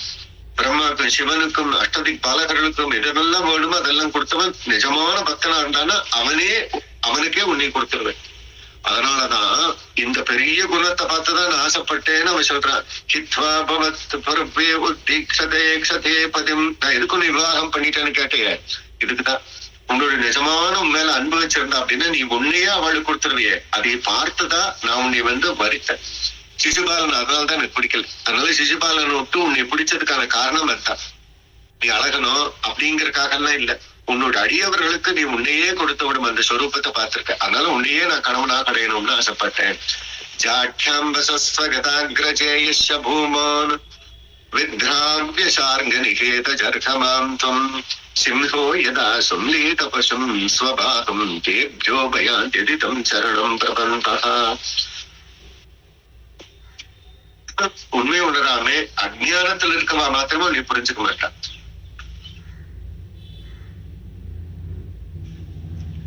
ஏதோ கடல்ல தனியா தங்கி இருக்கிறோம், பயந்துட்டு கடலுக்கு கடல்ல சரணாகதி பண்ணி மற்றவங்களுக்கு எல்லாம் பயந்துட்டு உள்ள நிக்கிறோம் அப்படின்னு சொன்னி அது எப்படி பிறந்துறது? ஒரு சிங்கம் கர்ஜிச்சது அப்படின்னா மற்ற பிராணிகள்லாம் அப்படி விரட்டி அடிச்சுட்டு ஓடிடுமே. அது போல உன்னுடைய சாரங்கத்துடைய அந்த ஒளி காட்டாவே எல்லாம் அப்படி அரசர்கள்லாம் மிரண்டி ஓடி போயிடுவானே. அப்படி இருக்கும் போதும் நீ பயந்து போய் நாங்க துவாரகையில கோட்டை வெட்டிட்டு உள்ள உட்காந்துருக்கோம் அப்படின்னு சொல்றேன். உன்னை பார்த்து மத்தவாளுக்கெல்லாம் பயம். உன்னுடைய சாரங்கம் ஒண்ணு போதுமே, அதோடைய ஒளியை காட்டு அசுரர்களும் அரசர்களும் பயந்து ஓடிடுவாள். அப்படி இருக்கும்போது வீரம் இல்லைன்னு எப்படி சொன்னேன்? அது எங்கிட்ட எப்படி சொன்னேன்? யத்வாஞ்சகோ நிருபதி மணியோக்ய வைத்யஹ ஜாயந்தஹ க்ஷேயதா ஜகபத்யம் ராஜ்யம் விஸ்ருதே விவக்ஷபுஜா ஸ்ரீமந்திதோதிதாத்யம். அவரை போல கண்ணன் இருக்கிற முற்காலத்துல அங்க மகாராஜா இருந்தான், பிருத்து இருந்தான், பரதர் இருந்தான், ஈயாதி வம்சம் இருந்தது, கையனுடைய வம்சம் இருந்தது. இதெல்லாம் ஒரு வெண்கொற்றைக்குள்ள தேசத்தை ராஜ்யம் பண்ணிட்டான். அப்படி இருந்தவாளும் கூட காட்டுல போய் பெரிய வீரர்களா இருந்தெல்லாம் காட்டுக்கு எல்லாத்தையும் திறந்து போய் காட்டுல போய் உன்னைதான் தேடினான். வானப்பிரஸ்தாசிரமம் பெரிய பெரிய ராஜாக்கள் தான் தர்மத்தோடு ராஜ பரிபாலனம் பண்ண. தன்னை கடைசியில என்ன பண்ண? வானப்பிரஸ்தாசிரமத்தை கொண்டு உங்ககிட்டயே பின்னாடி உன்னை சுத்தி வந்தான். உன்னை தேடுறக்கே அவ முயற்சி பண்ண. அப்படியே எல்லா அரசர்களை காட்டிலும் பெரிய ஸ்தானத்துல நீ இருக்கிற. அப்போ அவளுக்கு எல்லாம் நன்மை தானே கிடைச்சது உன்னை அடைஞ்சு. அப்படி இருக்கும்போது உன்னால யாரு கஷ்டப்படுவா? எனக்கு எப்படி உன்னால கஷ்டம் வரும்? காந்தியே சித்தோபாதரோ கந்தஹா மாக்ரஹே சண்முகரிதம் ஜனபாபவர்க்கம் லக்ஷ்மியாலயம் துவம் விகனஸ்ய குணாலஸ்ய மத்தியே சதோ ரூப விவர்த்த சுஷ்டிஹி. பகவானே, நீதான் கல்யாண குணங்களுக்கெல்லாம் கொள்கலனா இருக்கிற. நற்குணங்கள்லாம் உங்ககிட்டயே இருக்குது. உன்னுடைய திருவடி ஆசிரியச்சே சனகாதி முனிவர்கள் தான் கொஞ்சம் கொஞ்சம் யோகியத்தை சம்பாதிச்சுக்கிறான். இந்த லோகத்துல இருக்க எல்லா பந்தங்களையும் நீக்கவன் நீ, முக்தி எடுப்பவன் நீ. அதனாலேயே இந்த மகாலட்சுமி எப்போதுமே உங்ககிட்டயே புகலிடமாக கொண்டு உங்ககிட்டயே வசிக்கிற. உன்னுடைய திருவடி தாமரைகள் இருக்கிற அந்த மகரந்த அந்த சுகந்தத்தை முகரக்காகவே எல்லா தேவர்களும் காத்திருக்கிற. உன்னுடைய திருவடியே பிறப்பு இறப்பு மூப்பு நோய் அப்படிங்கிற எல்லா பயத்தையும் நீக்குவதாக இருக்கிறது. அப்படி இருக்கிற உன்னைத்தானே நான் என்னுடைய கணவனை வரிச்சேன். அப்படி இருக்கும்போது யோகியதை இல்லாதவன் வரிச்சிட்டேன் அப்படின்னு வருத்தப்படுறேன். இல்ல, இதெல்லாம் இருக்கிற ஸ்வரூபத்தோடு இருக்கிற உன்னைத்தான் நான் குணங்களுடைய ரூபமா இருக்கிற கட்டா உன்னைத்தான் என்னுடைய கணவனாக வரிச்சதுனால எனக்கு ரொம்ப சந்தோஷம் தான். எனக்கு எந்த குறையும் இல்லை. ரூபம் ஜெகதாஸ்தி சக மானமத்தே பரத்த காமபூர்வம் त्वत्वाङ्कृतं स्थिरीभरन्तिदायो भजामसात्वर्कहात्. பகவானே, நீதான் இந்த லோகத்துக்கெல்லாம் ஈசனாக இருக்கிற, எல்லா ஜீவாத்மாக்களுக்கும் நீயே ஆத்மாவாக இருக்கிற. யாருக்கு என்ன விருப்பமோ, அது இன்மையானாலும் சரி மறுமையானாலும் சரி, அது மோட்சமானாலும் சரி ஐஸ்வர்யமானாலும் சரி, அவளுக்கு அதை கொடுக்கும் அந்த பலன் இருக்கிற உன்னையவே நான் கணவனாக அடைச்சேன். ஆனா நீயோ எப்பேற்பட்டவன் அப்படின்னா, உன்னை அண்டித்தவர்களுக்கெல்லாம் சாயுஜ்யம், உனக்கு சமனான அந்த ஐஸ்வர்யத்தை கொடுப்பவன் நீ. அப்படிப்பட்ட பெரிய ஐஸ்வர்யம் இருக்கிற உன்னையே நான் ஆசைப்பட்டேன். உன்னை அடையணும் அப்படிங்கிறக்க இன்னும் எத்தனை பிறவை எடுத்தாலும் உன்னை அடையணுங்கிறக்கா நான் பிறவை எடுத்து நான் பறக்கிறதுக்கு தயார். உன்னுடைய திருவடியே நான் சரணாகதி பண்ணுவேன் அப்படின்னு ருக்மிணி சொன்னார். தஸ்யாதர்க்ஷுதா நிருபோ பகவத்தோபதிஷ்டாஹ ஸ்திரீணாம் கிரேஷு கரகோஷ்பிடாலம் ப்ருதா யத்கர்ணேன மூலமரிகர்ஷேன நோபயந்தி யுத்மத்தஹ ம்ரூடவ்ரக்ஷபாசு கீதஹ. எப்போதுமே உன்னை அண்டினவர்கள் எப்போதுமே நீ கைவிட்டதே இல்லை. எதிரிகளை எல்லாம் அழிப்பவர். ஆனா உன்னை ஒருத்தன் நம்பி வந்துட்டான் அப்படின்னா நீ உன்னுடைய தோல்ல சுமப்பான். எப்படி? அதுக்கு ஒரு உதாரணம் சொல்றா. ஒரு பெரிய கழுதை தன்னுடைய பொதி என்னைக்காவது அவிழ்த்து வைக்குமா? அது போல உன்னை அண்டினவர்கள் நீ எப்போதுமே சுமந்து வைக்கிற. அதனால்தான் உன்னை நான் ஆசைப்பட்டேன். உன்னுடைய கீர்த்தியே இந்த சிவபெருமான் பிரம்மாதி தேவர்கள் எல்லாரும் ஸ்தோத்திரம் பண்ற. அப்படி பெரிய வைபவம் இருக்கிற நீ. அது எந்த பெண்ணுதான் ஆசை பண்ண மாட்டா? எந்த பெண்ணுக்குமே உன்னை கணவனாக வரிக்கணும் அப்படின்னு ஆசை இருக்கத்தானே செய்யும். அப்படி ஆசைப்பட்டே நான் உன்னை விவாகம் பண்ணிட்டேன்.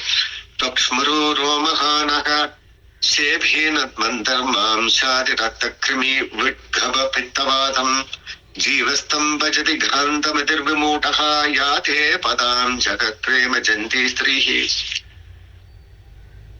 இந்த சரீரமானது தோல், மீசை, ரோமங்கள், நகம், கேசம் இதெல்லாம் கொண்டு தோல்னால மறைக்கப்பட்டிருக்கிறது. உள்ள முழுசும் மாமிசமும் ரத்தமும் புழுக்களும் நிறைஞ்சிருக்கிறது. மலமும் கபமும் பித்தமும் நிறைஞ்சிருக்கிறது. அப்படிப்பட்ட இந்த பிணத்தை போல இருக்கிறது இந்த சரீரம். இந்த சரீரத்தை பார்த்தா இது அழகன் அப்படின்னு சொல்லுவா. அவள் மதிக்கட்டவன். அதுக்குள்ள இருக்கிற அந்த ஆத்ம தத்துவமே முக்கியமானது. வெளியில இருக்கிற பார்க்கிறது எதுவுமே நிஜமில்லை. அப்ப எல்லா ஆத்மாக்களுக்கும் ஆத்ம தத்துவமா இருக்கிற உன்னைத்தான் ஆசைப்பட்ட. உன்னுடைய திருவடிய மகரந்தத்தை தான் முகரணும்னு ஆசைப்பட்டேன். வெளியில இருக்கிற சரீரம் எனக்கு பிரதானமே இல்லை. அதெல்லாம் பார்த்ததே இல்லை. அந்த ஆத்ம தத்துவத்தை பார்த்தேன். நீதான் பரமாத்மத்துவம். அதனாலேயும் உன்னை நான் ஆசைப்பட்டேன். அஸ்வம் புஜா மம சரணானுராக ஆத்மன் ரசமி மயே சாதித்கிருஷ்டஹ யஸ்ரதா விருத்தாய உபத்தர ஜோதி மாத்ரே மாம்சிதே தது பரமானுகம்பஹா. எப்போதுமே வெளியில தெரியும் இன்பத்திற்கு நாடாம உண்மையான ஆத்மாவை நாடணும். வெளியில பார்த்தோம்னா சிலது இன்பமா இருக்கும், ஆனால் அது சௌக்கியமானதாக இருக்கா. ஆத்மாவை நடந்து அதை ரசிச்சா மாத்திரமே உஜ்ஜீவனம் கிடைக்கும். அது போல நான் உன்னுடைய வழி தோற்றத்தை பார்த்து ஆசைப்பட்டவள் இல்லை, உன்னுடைய ஆத்மாவை பார்த்து ஆசைப்பட்டவள். நீயும் அப்படிப்பட்டவனே. நீ யாருமே வெளி தோற்றத்தை பார்த்து அவளை கூட சேரதில்லை. அவளோட உள்ள இருக்கிற ஆத்மாவை கொண்டே நீ அவர்கிட்ட சேர. அது தெரிஞ்சதுனாலேயே நான் உன்னை ஆசைப்பட்டேன். அதுவே எனக்கு மகிழ்ச்சி. நீ இப்படி இருக்கிறதே சந்தோஷம். அப்படிப்பட்ட உங்களோட இருக்கிறதா எனக்கு சந்தோஷம் அப்படின்னு ருக்மிணி சொன்ன. வைவாலிகமம் மத்தியே வசதாம் மதுசூதனா அம்பயா விப்ராப்யா கன்யா ஸ்வாத ரஜிகோஸ்தத். மதுகைடவர்கள் அப்படின்ற ராட்சச சம்ஹாரம் பண்ண கிருஷ்ணா, உன்னைய கணவனாக அடையணும் அப்படிங்கறக்காக நான் எந்த முயற்சியுமே பண்ணல. நான் நிஜமாவே ஆசைப்பட்ட உன்னை விவாகம் பண்ணிக்கணும். அதனாலேயே எனக்கு இது கிடைச்சது. ஆசைப்பட்டு அப்புறமா சில பெண்களுக்கு நீ இது கேட்ட ருக்மிணி, உனக்கு வேற யாராவது விவாகம் பண்ணிக்கணும்னா போய் பண்ணிக்கலாம் அப்படின்னு நீ சொன்னது ரொம்ப கஷ்டமா இருந்தது எனக்கு. ஆனா அதை நான் தப்பா எடுக்கல. ஏன் அப்படின்னா, அம்பயா இது பிராபிய கன்யா ஸ்வாதரதி கொச்சத்து. முன்னாடி ஒரு கதை நடந்திருக்கு. காசிராஜனுடைய பெண் அம்பைக்கு சால்வனோட ஆசை. அதை என்ன பண்ணிட்டா, அவனை கூட்டிட்டு இந்த ஹஸ்தினாபுரத்தை கூட்டிட்டு வந்துட்டான் அந்த பொண்ணுக்கு. அதனால அந்த பொண்ணு வாழ்க்கை அழிஞ்சு போய் கடைசியில சிகண்டியா வரும்படி ஆயிடுச்சு. அதனாலதான் நீ கேட்டிருப்ப, முன்னாடி உனக்கு ஏதாவது ஆசை இருந்திருக்குமா, ஒருவேளை நான் தான் பலாத்காரம் பண்ணி எடுத்துட்டு வந்துட்டேன் அப்படின்னு நான் கேட்கறேன்னு நினைக்கிறேன். அப்படி எல்லாம் எதுவுமே இல்லை. நான் என்னுடைய மனசுனால உன்னையவே வரிச்சேன். எனக்கு உன்னை தவிர வேற யாரையும் பிடிக்கல அப்படின்னு ருக்மிணி தேவி கிருஷ்ணனை பார்த்து சொன்னார். வியூடராட்சதீபம் சான்மனோதே நவம் நவம் புனோசதிம் பிப்ராந்ததாம் பிப்ரதபக்ஷதா. சில பெண்களுக்கு தீயமான தொடர்பு இருக்கும். விவாகமான பின்பும் வேற ஆண்களோட தொடர்பு வச்சிருப்பாங்க. அப்படி மனசு போறது மனோதரி நவம் நவம். ஆனா அப்படி இருக்கிற பெண்களை அறிவாளிகளான ஆடவர்கள் எப்போதுமே மனைவியாக இருக்கக்கூடாது. அப்ப இது ரெண்டுமே சேராது. எனக்கு அப்படி எந்த ஆசையும் இல்லை, நீயும் அப்படிப்பட்டவன் இல்லை. அதனால இம்மைக்கும் மறுமைக்கும் நீயே எனக்கு துணை. அதுல சொரூபம் மாறி இருந்தது அப்படின்னா இங்க இருக்கிற காலத்திலும் கஷ்டம், பின்னாடி இருக்கிற காலமும் கஷ்டம். ஆனா நான் என்ன ஆசைப்பட்டே நிர்வாகம் பண்ணிட்டேன், உனக்கு நீ பிடிச்சிருந்தது, அதனால இம்மைக்கும் மறுமைக்கு இதே சுகம் அப்படின்னு ருக்மிணி தேவி கிருஷ்ணனை பார்த்து சொல்லலாம். எனக்கு எந்த வருத்தம் இல்லை, நான் வேணும்னே ஆசைப்பட்டதும் நிர்வாகம் பண்ணிட்டேன். உன்னுடைய சொரூபம், உன்னுடைய கல்யாண குணங்கள், மோட்சத்தை கொடுக்கிற அந்த தன்மை உங்ககிட்ட தான் இருக்கிறது, இதெல்லாம் தெரிஞ்சே நான் உன்னை ஆசைப்பட்டேன் அப்படின்னு ருக்மிணி தேவி கிருஷ்ணனை பார்த்து சொன்ன. கிருஷ்ணன் இதெல்லாம் கேட்டுண்டா. சத்வேதம் ராஜபுத்ரி பிரலம்பிதாக மயோதிதம் யஸ்வதா சர்வம் சத்யவேதிதிஹி. ருக்மிணி, நீ பெரிய ராஜகுமாரி, இளவரசி, நீ என்ன சொல்லுவே அப்படின்னு கேட்கறக்காக நீ சொல்ல. இது உன்னுடைய வாயில நீ இந்த விஷயங்கள் எல்லாம் சொல்லணும். அப்பதான் உனக்கு என் மேல எத்தனை பிரியம்னு எனக்கு தெரியும். அதை கேட்க விரும்பினேன். உன்னோட வாயால உன்னுடைய பிரியத்தை கேட்கணும் அப்படின்னு கேட்டேன். அதுக்காக தான் இந்த கேலி பேசணும் கேட்டேன். நீ கொடுத்த விளக்கம் எனக்கு பரம திருப்தி. நீ சொன்னதெல்லாம் உண்மைதான். அதனால நான் வெறும் பரிகாசம் மாத்திரமே உன்னை சேர்ந்தேன். யான்யன் காமயசே காமானு மத்திய காமே பாமினி சந்தி ஹோத காந்த பக்தவாஸ்து கல்யாணி நித்யதா. அழகான குணவதிய, நீ எது என்கிட்ட விரும்புற அப்படின்னு தெரிஞ்சுக்கணும்னு ஆசைப்பட்ட. நீ என்னுடைய மனசு என்னை மாத்திரமே விரும்புற, உனக்கு வேற எதுலையுமே நாட்டம் இல்லை அப்படிங்கிறது தெரியும். உனக்கு எதெல்லாம் வேணுமோ இனிமேல் அதெல்லாம் உனக்கு கிடைக்கும். நீ எப்போதுமே என்கிட்ட அத்தியந்த பக்தி கொண்டவன். உனக்கு நானே காமமாக இருக்கிறேன். என்னை தவிர இன்னொரு காமங்கிறது உனக்கு இல்லவே இல்லை. இந்த உலோகத்து மேல உனக்கு எந்த விஷயத்திலுமே ஆசை இல்லை. அப்படிப்பட்ட உன்னை பார்த்து நான் ரொம்ப சந்தோஷப்படுகிறேன். உபலம்பாத் பதிரோம பாதிவிரத்தம் சேதனா யத்வாக்கிய சாயமானஹா தீர்க்கமையா அபகிருஷிதாக. நீ இந்த மாதிரி யாராவது கணவன் மேல பிரியத்தை வச்சிருக்கிறவள நான் பார்த்ததே இல்லை. இது வரைக்கும் இப்படி ஒருத்தி நான் பார்த்ததே இல்லை. இத்தனை அன்பு, இத்தனை பரிவோடு ஒருத்தி இருப்பாளா? உன்னை பார்க்க பார்க்க என்னுடைய மனசு சஞ்சலமாகிறது. இப்படி ஒருத்தி நமக்கு மனைவியா வந்திருக்காளே அப்படின்னு என்னோட மனசானது சஞ்சலமாகிறது. நான் எத்தனை சமாதானம் சொன்னாலும் இன்னும் வருத்தமாகவே இருக்கிறேன். நான் சொன்ன வார்த்தைகள்லாம் சும்மா பரிகாசத்துக்காகவே. அதனால நீ மனசுல எடுத்துக்காதே அப்படின்னு பகவான் பிராட்டியிட சொன்ன. ஏமாம் பஜதி தாம் பத்யே தவசகா வரதாச்சரியாக காமமாது வர்கோஷம் மோகிதாக மமமாயகா. நான் இந்த சம்சாரம்ங்கிற பெரிய சொல்லல சுக்கி இருக்கவருக்கெல்லாம் மோட்சத்தை கொடுக்கிறேன். இல்ல எனக்கு இந்த பிறவிதான் வேணும்னு நீங்க கிட்ட வேண்டிட்டா அப்படின்னா அவளுக்கு, அந்த பாமர்களுக்கு அவளுக்கு அந்த பலனை கொடுக்குறேன். அப்ப யாராரு எங்கிட்ட கேட்கிறாளோ அந்த பலனை நான் கொடுக்குறேன். நீ என்னையே கேட்டிருக்க, அதனால நான் என்னை உனக்கே நான் கொடுத்தேன். என்னுடைய மனசுல நீ மாத்திரமா அம்பிராப்தே மாதம் பந்தம் வாசந்தி யோ சம்பகா ஏவ தத்பதிம் யோ மத் பாக்யான் ரசேன ஏ நிரூணாம் மாத்திர வாந்திரிபாத சுசங்கமா.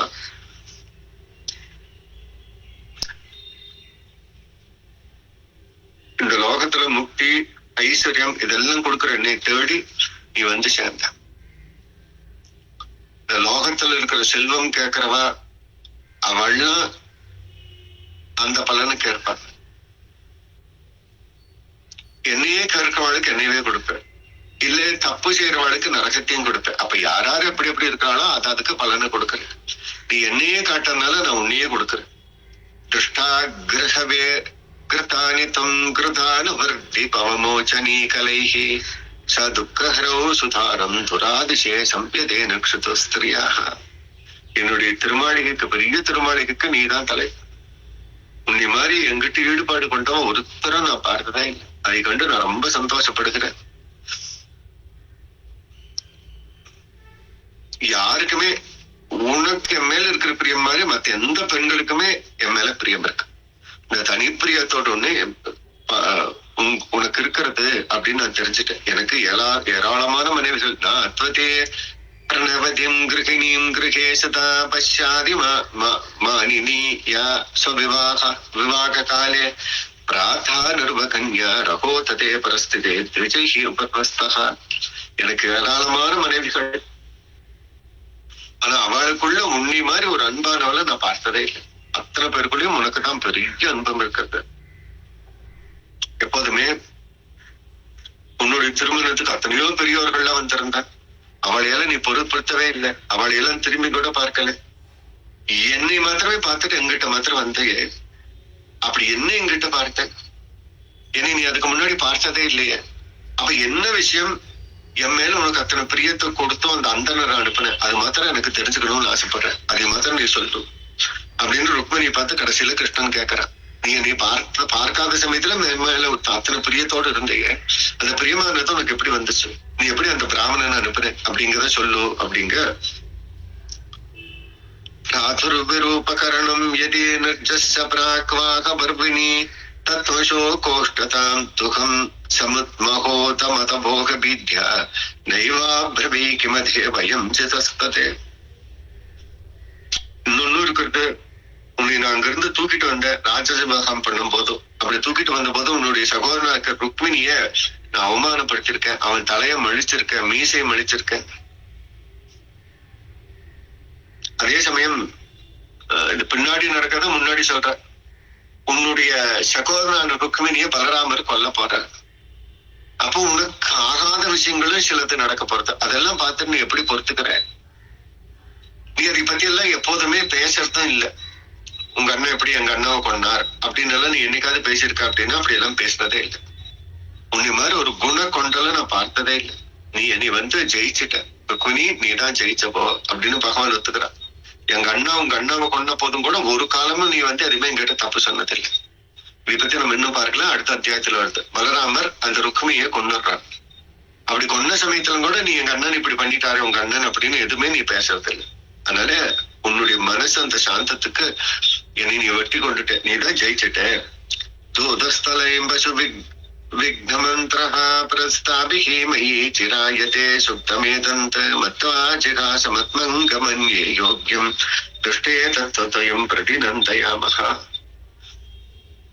என்னை நீ அடையணும் அப்படிங்கறதுக்காக உன்னுடைய மனசுல அதை நல்லா விளக்கி அந்த அந்தரர்கிட்ட தூதனுப்படியே. நான் கொஞ்சம் வரைக்கும் காலதாமதமாகலாலும் இந்த லோகம் எல்லாம் சூன்யமாயிரும் அப்படின்னு உணர்ந்து இந்த சரீரம் முழுசும் பகவானுக்கு, இந்த மனசும் பகவானுக்கு அப்படின்னு அந்த உயிரையே நான் தான் உன்னுடைய உயிர் அப்படின்னு தெரிச்சு அதற்கு ஈடு செய்ய முடியுமா? இப்படி ஒருத்தி இருப்பாள? உங்ககிட்டயே அந்த அன்பை பார்க்கிற, உங்ககிட்ட இந்த அன்பை நான் யாருகிட்டயுமே பார்த்ததில்லை, யாருக்குமே பார்த்ததில்ல. அதனால என் மேல நீ வச்சிருக்க இந்த அன்புக்கு நான் வந்து எந்த கைமாறுமே செய்ய முடியாது. இதுக்கு சமமா நான் ஏதாவது செய்ய முடியுமா ருக்மிணி அப்படின்னு எதுவுமே செய்ய முடியாது. அப்படிப்பட்ட பேரன்பு உனக்கு என் மேல அப்படின்னு பகவான் ருக்மிணி பார்த்து சொல்றேன். ரெண்டு பேருக்கும் கொஞ்சம் வருத்தமாயி கடைசியில ரெண்டு பேரும் பேசி சமாதானமான சுகபிரம்மம் பரிச்சத்துக்கு சொல்றான். ஏவம் சகஸ்த சம்பேத பகவான் அனுகிரீஸ்வர ஸ்வரிதோ ரமாஜய மகாநரலோகம் விடம்பது. அகில லோகத்துக்கெல்லாம் நாயகனா இருக்கிற கிருஷ்ணன் எப்போதுமே ஆனந்தத்தோடு இருப்பவர். அப்படி இருக்கிறவர் இப்போ ஒரு மனுஷனாக ரூபம் தாங்கி வந்தார். அப்படி இருக்கிறவள் மகாலட்சுமியே ருக்மிணியாக வந்திருந்தார். ஒரு கணவன் மனைவி கிட்ட பண்ணும் அந்த பரிகாசத்து மாதிரி இந்த ருக்மிணி கிட்ட கிருஷ்ணன் இந்த பரிகாசத்தை பண்ணினான். அது ரெண்டு பேருக்கும் சந்தோஷத்தையே கொடுத்தது. அவ பேசுறது பார்த்து கிருஷ்ணனுக்கு சந்தோஷம். கிருஷ்ணனுடைய மனசு சரியா புரிஞ்சுட்டோம்னு ருக்மிணிக்கும் கடைசியில சந்தோஷம். தத்யாப்சாமி விசுக்ரஹே கிரகானிவா ஆஸ்ததே கிரகமே தந்த தர்மான் லோக குருர் ஹரேஹே. லோகத்துக்கெல்லாம் தலைவனா இருக்கிற அந்த ஹரியான பகவான் பல விவாகம் பண்ணியிருந்தாலும் அந்தந்த திருமாளிகள்ல அந்தந்த பெண்ணுக்கு எப்படி இருக்கணுமோ அந்தந்த இல்லத்து நாயகனாக இருந்து அந்த கிரஸ்தாசிரமத்தை பெரும் தர்மத்தோடு கிருஷ்ணன் செவ்வனே நடத்தி போனான் அப்படின்னு இந்த ருக்மிணிக்கும் கிருஷ்ணனுக்கு அந்த சம்பாதத்தோடு சேர்ந்து எல்லா ராணிகளுக்குமே கிருஷ்ணனை பிடிச்சிருந்தது. அவளுக்கு தகுந்த மாதிரி கிருஷ்ணனும் இருந்தார் அப்படின்னு இந்த அத்தியாயத்தை பூர்த்தி பண்றான். எப்படி இருந்தாருங்கிறத நாளைக்கு சாயந்தரம் பார்க்கலாம். ஒவ்வொரு மாளிகையிலும் கிருஷ்ணன் எப்படி இருந்தான், கிருஷ்ணனுடைய கிரகஸ்தாசிரமம் எப்படி இருந்தது, ஒரு நாள் கிருஷ்ணன் என்ன பண்ணுவார், காலையில இருந்து சாயந்தரம் வரைக்கும் கிருஷ்ணனுடைய வாழ்க்கை எப்படி இருந்தது அப்படிங்கறதெல்லாம் நாளைக்கு சாயந்தரம் அனுபவிப்போம். அப்படி கிருஷ்ணனும் ருக்மிணியும் அப்படி சந்தோஷத்தோடு இருந்தான். கிருஷ்ணனுடைய வம்சம் என்ன ஆச்சு அப்படிங்கறதும், கிருஷ்ணனுக்கு அனிருத்தன் அப்படின்னு ஒரு பேரன் பிறக்கிறான். அவனுக்கு விவாகத்தை பற்றியும் இந்த அத்தியாயத்துல சொல்றேன். ஏகங்கஸ்திதா கிருஷ்ணஸ்ய புத்திரான் தசதசா பலாஹ அஜி அஜி ஜன்ம நவமான் பிதுஹு சர்வாத் சம்பதாக. இப்படி கிருஷ்ணனுக்கு பல விவாகங்கள் ஆயிட்ட அஷ்ட மகிழ்ச்சிகள், அதோட 16,000 மகிழ்ச்சிகளோட விவாகம் ஆயிடுச்சு. அப்படி ஒவ்வொருத்தருக்கும் சந்தோஷத்தோட கிருஷ்ணனோட இருக்கிற, கிருஷ்ணனுக்கும் ஒவ்வொரு அரசகுமாரிக்கும் 10 குழந்தைகள் பிறக்கிறா. புத்தானு தசபலான்னு ஒவ்வொரு ராணிக்கும் 10 குழந்தைகள் பிறக்கிற. அப்படி கிருஷ்ணனுடைய வம்சமானது பெருசா விருத்தி ஆகிறது. கிருதானபகம் வீக்ஷராஜபுத்திரேன ஸ்திதம் பிருஷ்டே சம்நிதஸ்ததே ஸ்வம் விஷ்யதே ஸ்திரியாக. இந்த ராணிகள்லாம் அவா மாளிகையில் அவளுக்கு இருக்கிறா. கிருஷ்ணன் எல்லாத்தோடையுமே இருக்கிறான். யோகத்துல எல்லா மாளிகையிலுமே இருக்கிறான். அதனால எந்த பெண்ணுக்குமே இன்னொரு பெண்ணோட கிருஷ்ணன் இருக்க தெரியாது. அவன் என்ன நினைக்கிறான், எனக்கு கிருஷ்ணனுக்கு என்னைத்தான் ரொம்ப பிடிக்கும், அதனாலதான் முதல்ல இருந்து என்னோட திருமாளிகையில இருக்கான், வெளியில எல்லாம் போறது இல்லை அப்படி. ஆனா கிருஷ்ணன் பல ரூபத்தை எடுத்துட்டு ஒவ்வொரு கிரகத்திலுமே இருக்கிறான். யாருக்குமே நிஜமான கிருஷ்ணனுடைய பெருமை அவளுக்கே புரியல. சத்யபாமா என்ன நினைச்சிட்டான், கிருஷ்ணனுக்கு எம்எல்ஏதான் பிரியா, அதனாலதான் எங்க வீட்டுல இருக்கிறான். அவங்க வீட்டுல மாத்திரமா இருந்தா கிருஷ்ணன் எல்லார் வீட்லயுமே இருந்தான். அப்ப நிஜமான கிருஷ்ணனுடைய சொரூபத்தை அங்கிருந்து அந்த ராஜ பத்னிகள் கூட புரிஞ்சுக்கல, கிருஷ்ணனுடைய பத்னிகளுக்கு கூட சரியா தெரியல. அப்படி கிருஷ்ணன் அவளுக்கு அந்த அனுபவத்தை கொடுத்துட்டு எல்லா வீட்லயுமே பல ரூபத்தை எடுத்துட்டு தங்கியிருந்தான். சர்வே பகோச்சகா வதனாய பாகு நேத்ரஹா சப்ரமானசர சர்வீக்ஷல்கைகி சம்போதிதா பகவதோ நதே விசத்வம் சர சமசத் விதிதா விபூததாம். பகவான் அப்படியே சந்தோஷத்தோடு இருந்தான். அப்படியே பூரிச்சிருந்த பகவானுடைய திருமுக மண்டலங்கள் தாமரை பூ போல் இருந்தது. நீண்ட திருக்கைகள், அழகான திருக்கண்கள், அழகான சிரிப்பு, அப்படியான கடைக்கண் பார்வை, அழகா பேசுவான். அப்படி பேசுற அந்த பகவான் கிட்ட மயங்கி அந்த ராணிகள்ல இருந்தா. யாருக்கும் அகம்பாவம் இல்லை. அப்படி கிருஷ்ணனோட அவளு சௌந்தர்யமா இருந்தா. ஸ்வயம்பாலரோதவர்ஷதே பாவகாரி ப்ரூமண்டலே புருகசௌ மந்திரஹா சௌண்டை வந்தஸ்து ஷோடசா சகஸ்டநங்கபானைர்ஹி ஹத்ரேயம் விபலது கரந்த சோகுகு. அந்த 8 மகிழ்ச்சிகள் அதோடு சேர்த்து 16,000 பெண்களுக்கு அந்த அனுபவத்தை கொடுத்தாங்க. எல்லாத்துக்கும் மென்மையான சிரிப்பு, எல்லாத்திட்டையும் அந்த கடைக்கன் பார்வையோடு இருந்தான், புருவ நெறிப்போடு இருந்தான். அப்படி பகவான் அந்தந்த பெண்களுக்கு இனிமை தருவானாக அந்த பகவான் சேவை சாதிச்சார். இத்தம் பிரமாதித்யபதிம் ஸ்திரியஸ்ததா பிரம்மஹதயோபிஹி விது பதவிதிம் யதுதா போஜர் முகா விரோதிதயா அனுராகா சாஸ்திரத்தே நவசங்கமாலா சாட்சதா.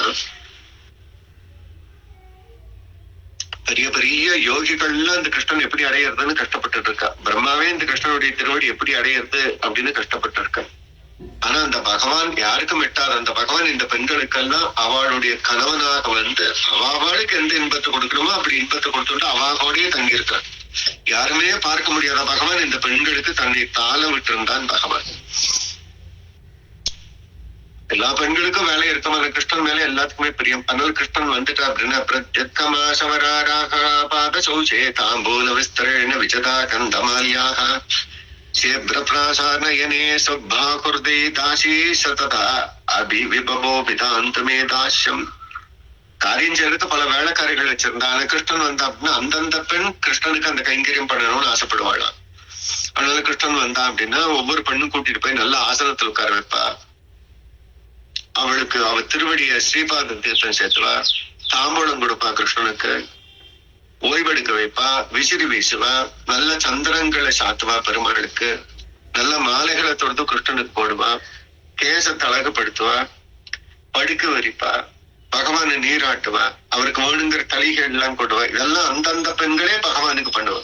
இதெல்லாம் பண்றது பல தோழி பெண்கள் இருந்தா. ஆனா கிருஷ்ணன் மேல இருக்கிற பிரியத்துல இத்தனை பெண்களும் தாமே இந்த காரியத்தை பண்ணுவோம். அப்படி கிருஷ்ணனோட சேர்ந்து அவள சுகிச்சிருந்தா. அதனால தாசாந்த தசபுத்திராம் கிருஷ்ணஸ்திரீனாம் புரோதாக அஷ்டௌ மகிஷா தத்புதாந்த பிரத்யம் குருஹீனிதே அதனால கிருஷ்ணனும் அந்த பெண் அந்த அஷ்ட மகிஷர் 8 பேர் இருக்காளே அவ 10 பிள்ளைகளை பெற்றான்.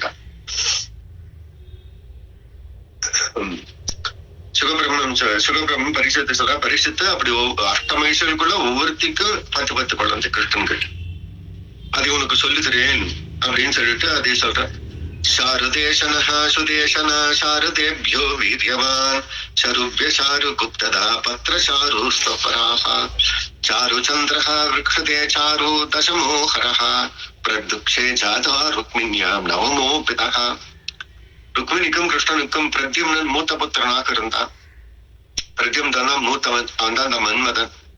அதுக்கு பின்னாடி சாருதோஷன், சுதோஷன், சுச்சாரு, சாருகுப்தன், பத்ரச்சாரு, சாருச்சந்திரன், விசாரு, சாரு அப்படின்னு ருக்மிணிகளுக்கு கிருஷ்ணனுக்கும் ருக்மிணிக்கும் 10 குழந்தைகள் பிறகு பார்த்தா 10மே கிருஷ்ணன மாதிரியே இருக்கும். கிருஷ்ணனுக்கும் ருக்மிணிக்கும் 10 குழந்தைகள், 10 குழந்தைகளும் 10 கிருஷ்ணன மாதிரி இருக்கும். அப்படி இருக்கும். भानु सुभानु स्वर्भानु प्रभानु भानुमास्तताः चन्द्रभानुर्बृहद्भानुरधिभानुस्तदतास्ततां श्रीभानु प्रतिभानु सत्यभानु मात्मजातसः शाम्भवा सुमित्रः पुरजित् सद्धः सहस्राजित् विजयश्चित्रकेतु वसुमानस्त्रविडः कृतुः जाम्बवा विद्यासुतो सम्पते साम्बध्या पितृसंहताः. கிருஷ்ணனுக்கும் சத்யபாமிக்கும் 10 புதல்வர்கள் பிறக்கிறார். பானு, சுபானு, ஸ்வர்பானு, பிரபானு, பானுமார், சந்திரபானு, பிரஹத்பானு, அதிபானு, ஸ்ரீபானு, பிரதிபானு அப்படின்னு சத்யபாமிக்கும் கிருஷ்ணனுக்கும் 10 புதல்வர்கள். ஜாம்பவதிக்கும் கிருஷ்ணனுக்கும் 10 புதல்வர்கள். சாம்பன், சுமித்திரன், புருஜித்து, சதஜித்து, சகஸ்ராஜித்து, விஜயன், சித்திரகேது, வசுமான், திரவிடன், கிருத்து அப்படின்னு கிருஷ்ணனுக்கும் ஜாம்பவதிக்கும் 10 புதல்வர்கள். வீரச்சந்திரோ சவத்தோ சித்திரகுர்வேகாந்த விருஷः ஆமஹா சங்குர்குர்வசு ஸ்ரீமான் குந்தர்நாத் நிஜோது சுதः. வீரன் சந்திரன், அஸ்வசேனன், சித்ரகு, வேகவான், விருக்ஷன், ஆமன், சங்கு, வசு, ஸ்ரீமான், குந்தி அப்படின்னு நக்னாஜித்திக்கு 10 புதல்வர்கள். கிருஷ்ணனுக்கும் நக்னாதிச்சிக்கும் 10 புதல்வர்கள். श्रुतः गविर्वृषो वीरः सुबाहुर्भद्र एकलका चान्द्रदशः पूर्यमानाश कालिन्द्या सोमकोशमः. श्रुतन् कवि विरुषन् वीरन् सुबाहु पत्रन् சாந்தி தர்ஷன் பூர்ணமாசன் சோமகன் அப்படின்னு காலிந்திக்கும் கிருஷ்ணனுக்கும் 10 புதல்வர்கள். காலிந்திங்கிற தேவிக்கும் கிருஷ்ணனுக்கும் 10 புதல்வர்கள். பிரகோஜான காத்திரவக்ஷ சிம்ஹோ பலகா பிரச்சல்ல ஊர்வஹ மாத்ருயா புத்திரமான சக்தி சோஜோ பராஜிதः. பிரகோஜன், காத்திரவான், சிம்ஹன், பலன், பிரலம்பன், ஊர்த்தகன், மகாசக்தி, சகன், ஓஜஸ், அபராஜிதன் அப்படின்னு லக்ஷ்மணிக்கும் மந்திர தேசத்து ராணியார்கள் லக்ஷ்மணிக்கும் கிருஷ்ணனுக்கும் 10 குழந்தைகள். விருகோ ஹர்ஷசோன்னிலஹ கிருத்தோ வர்தனோ தூத ஏவச மகாசோ பகவதோ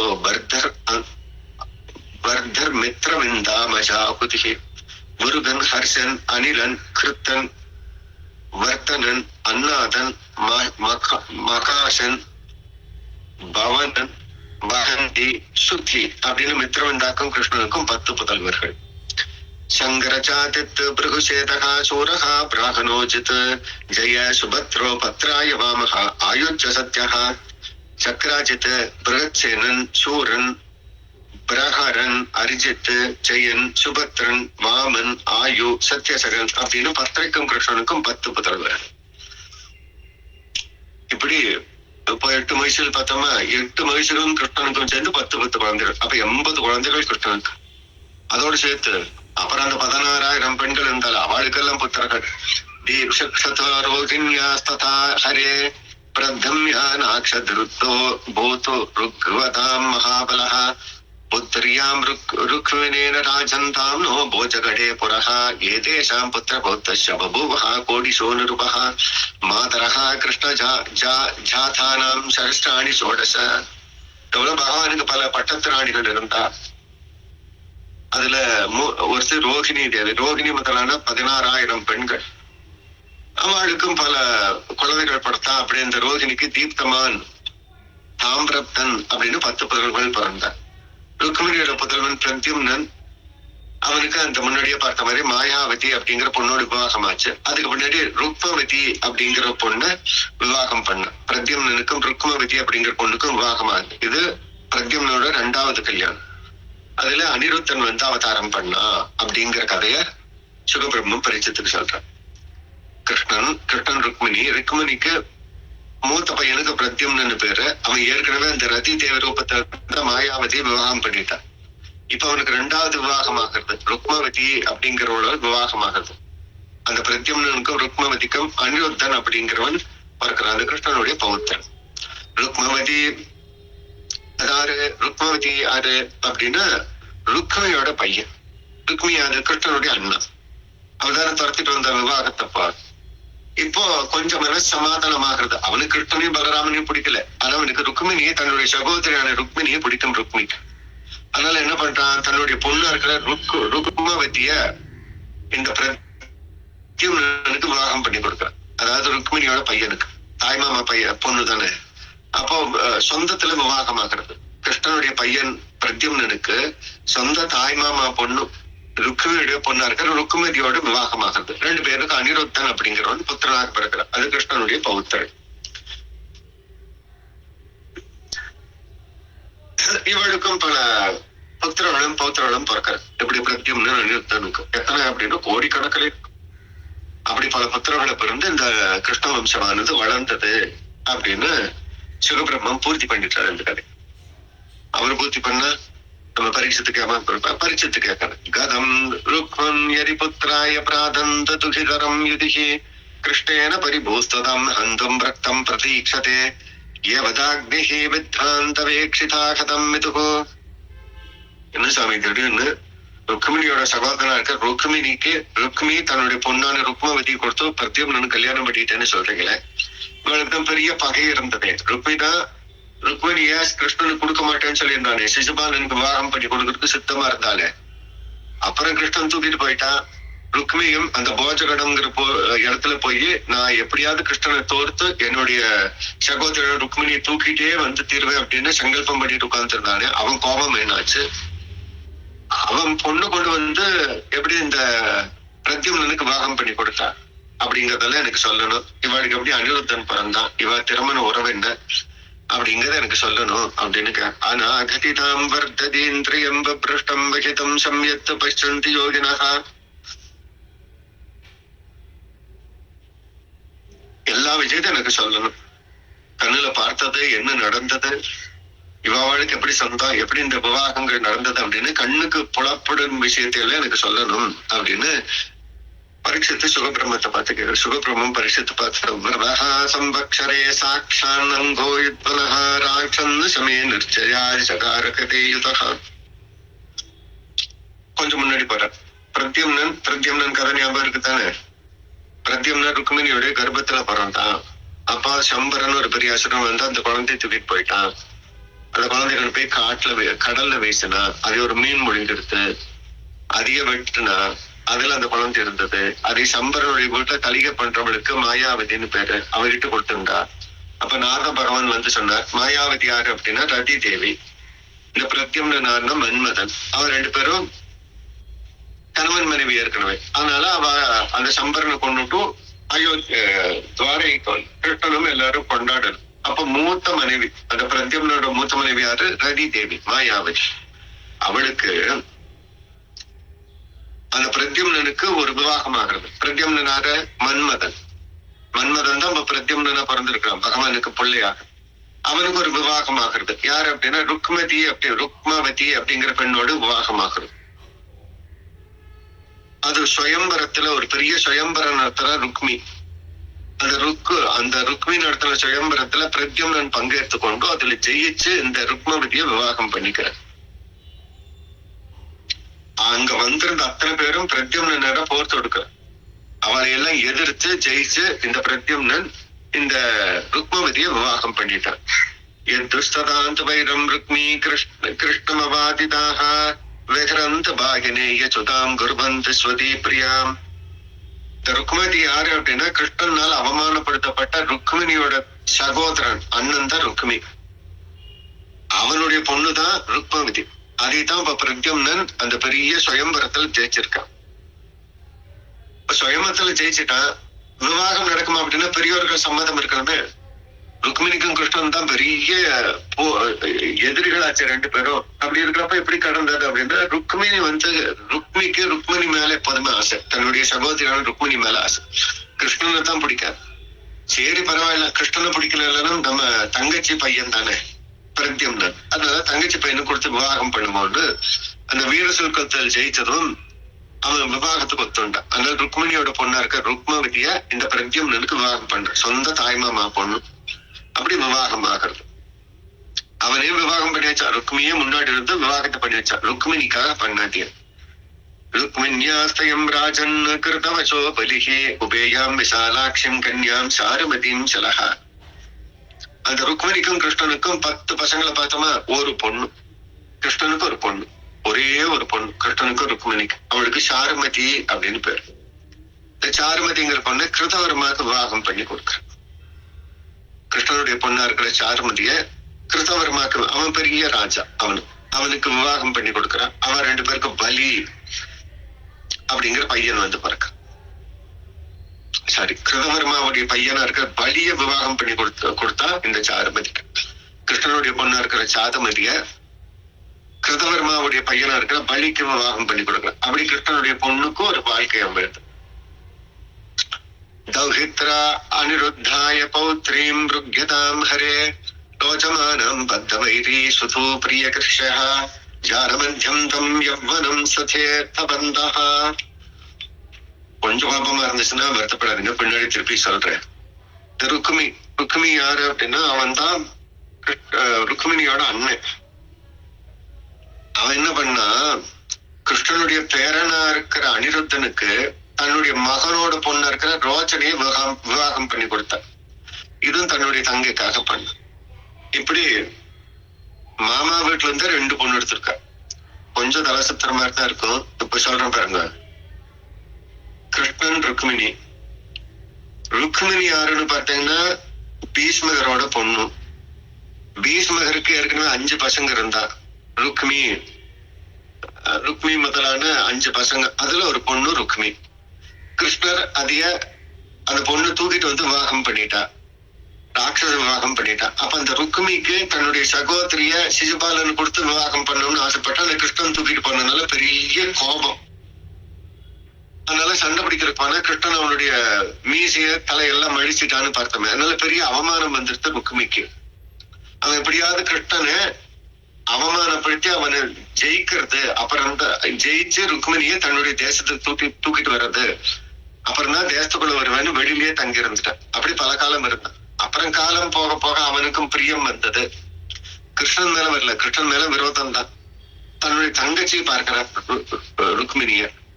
அப்ப ருக்மிணிக்கு ஒரு பையன் பிறந்திருந்தான், பிரத்யும்னன். அவனுக்கு ஏற்கனவே முதல் விவாகம் ஆயிடுத்து.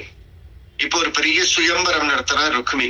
அந்த சுயம்பரத்துக்கு பிரத்யும்னன் போறான். தாய்மாமா வீட்டுக்கு அந்த சுயம்பரத்துக்கு பிரத்யும்னன் போறான். அங்க போய் ஜெயிச்சுட்டான். அப்ப பார்த்தா அது யாரு அவன்னு பார்த்தா ருக்மிணியோட பையன். ருக்மி பார்க்கிறான், என்ன பண்றது, சுயம்பரத்துல ஜெயிச்சுட்டான், கிருஷ்ணனுக்கு நம்மளுக்கு ஆகாது, அவன் பையனுக்கு எப்படி விவாகம் பண்ணி கொடுக்கறதுன்னு பார்க்க, சரி நம்ம தங்கச்சிக்காக பண்ணுவோம், ருக்மிணிக்காக பண்ணுவோம் அப்படிங்கறக்காக ருக்மி தங்கச்சியோட பையனா இருக்க பிரத்யும்னனுக்கு விவாகம் பண்ணி கொடுத்துட்டா, தன்னுடைய பொண்ணு. அப்ப தாய்மாமா பொண்ணு ருக்மிணியோட பையனுக்கு கல்யாணம் பண்ணி கொடுத்துருக்கா. தாய்மாமா பொண்ணே விவாகம் பண்ணிட்டா. இது கிளியர் தானே? இது முதல் கல்யாணம், இதுல டவுட் இல்லையா? இன்னொன்னு வாங்க, பிரத்யும்னனுக்கு ஒரு பையன் பிறக்கிறான். அவனுக்கு அனிருத்தன்னு பேரு. அது கிருஷ்ணனுக்கு யாரு? பேரன். அவனு இந்த பக்கம் வாங்க, ருக்மிணியோட அண்ணனுக்கு ருக்மின்னு பேரு. அவனுக்கு ஒரு பையன், அவனுக்கு ஒரு பொண்ணு, அவளுக்கு ரோச்சனா அப்படின்னு பேரு. அவளை கொண்டு வந்து இந்த அனிருத்தனுக்கு விவாகம் பண்ணிருக்கிறான். அப்போ 2 குடும்பங்கள் 2 கல்யாணம் நடத்திருக்கு. 2 குடும்பத்தில் 2 கல்யாணம். அப்பாவுக்கும் அங்கே பொண்ணு எடுத்திருக்கா, பையனுக்கும் அங்கே பொண்ணு எடுத்திருக்கா. கிருஷ்ணன் தன்னுடைய பையனான பிரத்யும்னனுக்கும் ருக்மிணி வீட்டுல இருந்தே பொண்ணு எடுத்திருக்கா. பேரனான அனிருத்தனுக்கும் அங்கிருந்தே பொண்ணு எடுத்திருக்கா. புரிஞ்சதா? ருக்மிணியோட பையனோட பொண்ணு இருக்கிற ரோச்சனைய இந்த அனிருத்தனுக்கு முதல் விவாகம் பண்றான். எப்போதுமே ஒரு குடும்பத்துல 2 விவாகம் பண்ணக்கூடாதுன்னு தர்மசாஸ்திரம் சொல்றது. இப்படி பண்ணக்கூடாது. ஏன் அப்படின்னா ஒரு பிரச்சனை வந்துச்சுன்னா 2 குடும்பம் பாதிச்சிடும். இப்ப பிரத்யும்னனுக்கு கஷ்டம் அப்படின்னா அனிருத்தனுக்கு அது பாதிக்கும், அனிருத்தனுக்கு பிரச்சனைனா பிரத்யும்னனுக்கு பாதிக்கும். அதனால எப்போதுமே ஒரு குடும்பத்துல 2 விவாகம் அப்படி பண்ணக்கூடாதுன்னு சொல்றது. ஆனாலும் இது நடந்துருது. தர்மம் தத்து, இது தர்மம் இல்லை, இது தர்மத்துக்கு விரோதமான கல்யாணம் எடுத்துக்கிறது இல்லை இந்த அனிருத்தனோட விவாகம். ஆனாலும் ருக்மி ஒத்துண்டா. ஏன் அப்படின்னா அது ஸ்நேக பாச பந்தனகா, தன்னுடைய தங்கச்சியான ருக்மிணி மேல இருக்கிற பிரியம். அதனால தர்மம் போனாலும் பரவாயில்ல, என்னுடைய பேத்தியும் ருக்மிணியோட பேத்திக்கு பேரனுக்கே கல்யாணம் பண்ணி கொடுக்குறேன்னு சொல்லிட்டு அவன் பையனை அவன் பொண்ண இவன் பையனை கல்யாணம் பண்ணி கொடுத்தான், அவன் பேத்திய இவன் பேத்தி கல்யாணம் பண்ணி கொடுத்தான். ஓகேவா? வெளியில பார்த்தீங்கன்னா உறவு முறை சரியாதான் இருக்கும். ஆனா 2 விவாகத்தை ஒரு குடும்பத்துல பண்ணக்கூடாதுன்னு இருக்கு. பண்ணா தர்ம விரோதம் தான். ஆனாலும் ருக்மிணி பண்ணி வச்சா. ருக்மிணி மேல இருக்கிற பிரியத்தினால ருக்மிணி பண்ணி வச்சான். அப்படி கல்யாணம் ஆச்சு. தஸ்மஞ்சதே ராஜன் ருக்மி ராம கேசவஹா புரம் போஜகடம் ஜக்மு பிரப்ததே யுக்தநாதஹா. அப்படி பெரிய அந்த திருமண விழா, யாருக்கு? அனிருத்தனுக்கு திருமண விழா நடக்கிறது. அந்த விழால ருக்மிணி, கிருஷ்ணன், பலராமன், சாம்பன், பிரத்யும்னன் எல்லாம் அந்த போஜ நகரத்துக்கு போயிருந்தான். விதர்ப தேசத்துக்கு போயிருந்தான் கல்யாணத்துக்காக. அங்க போன இடத்துல தஸ்மின் நிவர்தே புத்வாஹே காலிங்க பிரமுகோ நிருபகா நிருபஸ்ததே ருக்மிணீம் பிராச்சுர் பலம் அக்ஷமித்சிதாக.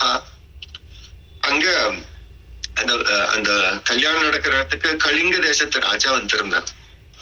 அவன் கொஞ்சம் கர்வம் பிடிச்சவன். அவன் எப்படியாவது இந்த குடும்பத்துக்குள்ள சண்டை வர வைக்கணும் அப்படின்னு பார்த்தான். ருக்மிணி குடும்பத்துக்கும் பெரிய சண்டை வர வைக்கணும்னு பார்த்தான். அதனால ருக்மிணியோட அண்ணனா இருக்கிற ருக்மி கிட்ட போய், ருக்மி, நீங்க எல்லாம் சம்பந்தி ஆயிட்டீங்களே, ஏற்கனவே உன்னுடைய பொண்ணு வேற விவாகம் பண்ணி கொடுத்திருக்க, இப்ப பேத்தி வேற விவாகம் பண்ணி கொடுத்திருக்க, அப்ப 2 ஆச்சு. அப்படி குதூகலமா அப்படி அந்த பகட விளையாடுங்களே, பகட விளையாடுறது, சூது விளையாடுறது அப்படிங்கிறது சத்திரர்களுக்கு ஒரு தர்மமா சொல்லியிருக்கா, தவறு இல்லைன்னு சொல்லியிருக்க. அதனால நீ விளையாடலாமே, அவளை கூப்பிட்டுட்டு விளையாடலாமே அப்படின்னு அந்த கலிங்க தேசத்து ராஜா இந்த ருக்மியை அப்படி கிளப்பி விடுறான், தூண்டி விடுறான். அவன் போய் பலராமனை கூப்பிடுறான். ருக்மி போய் பலராமனை கூப்பிடுறான்.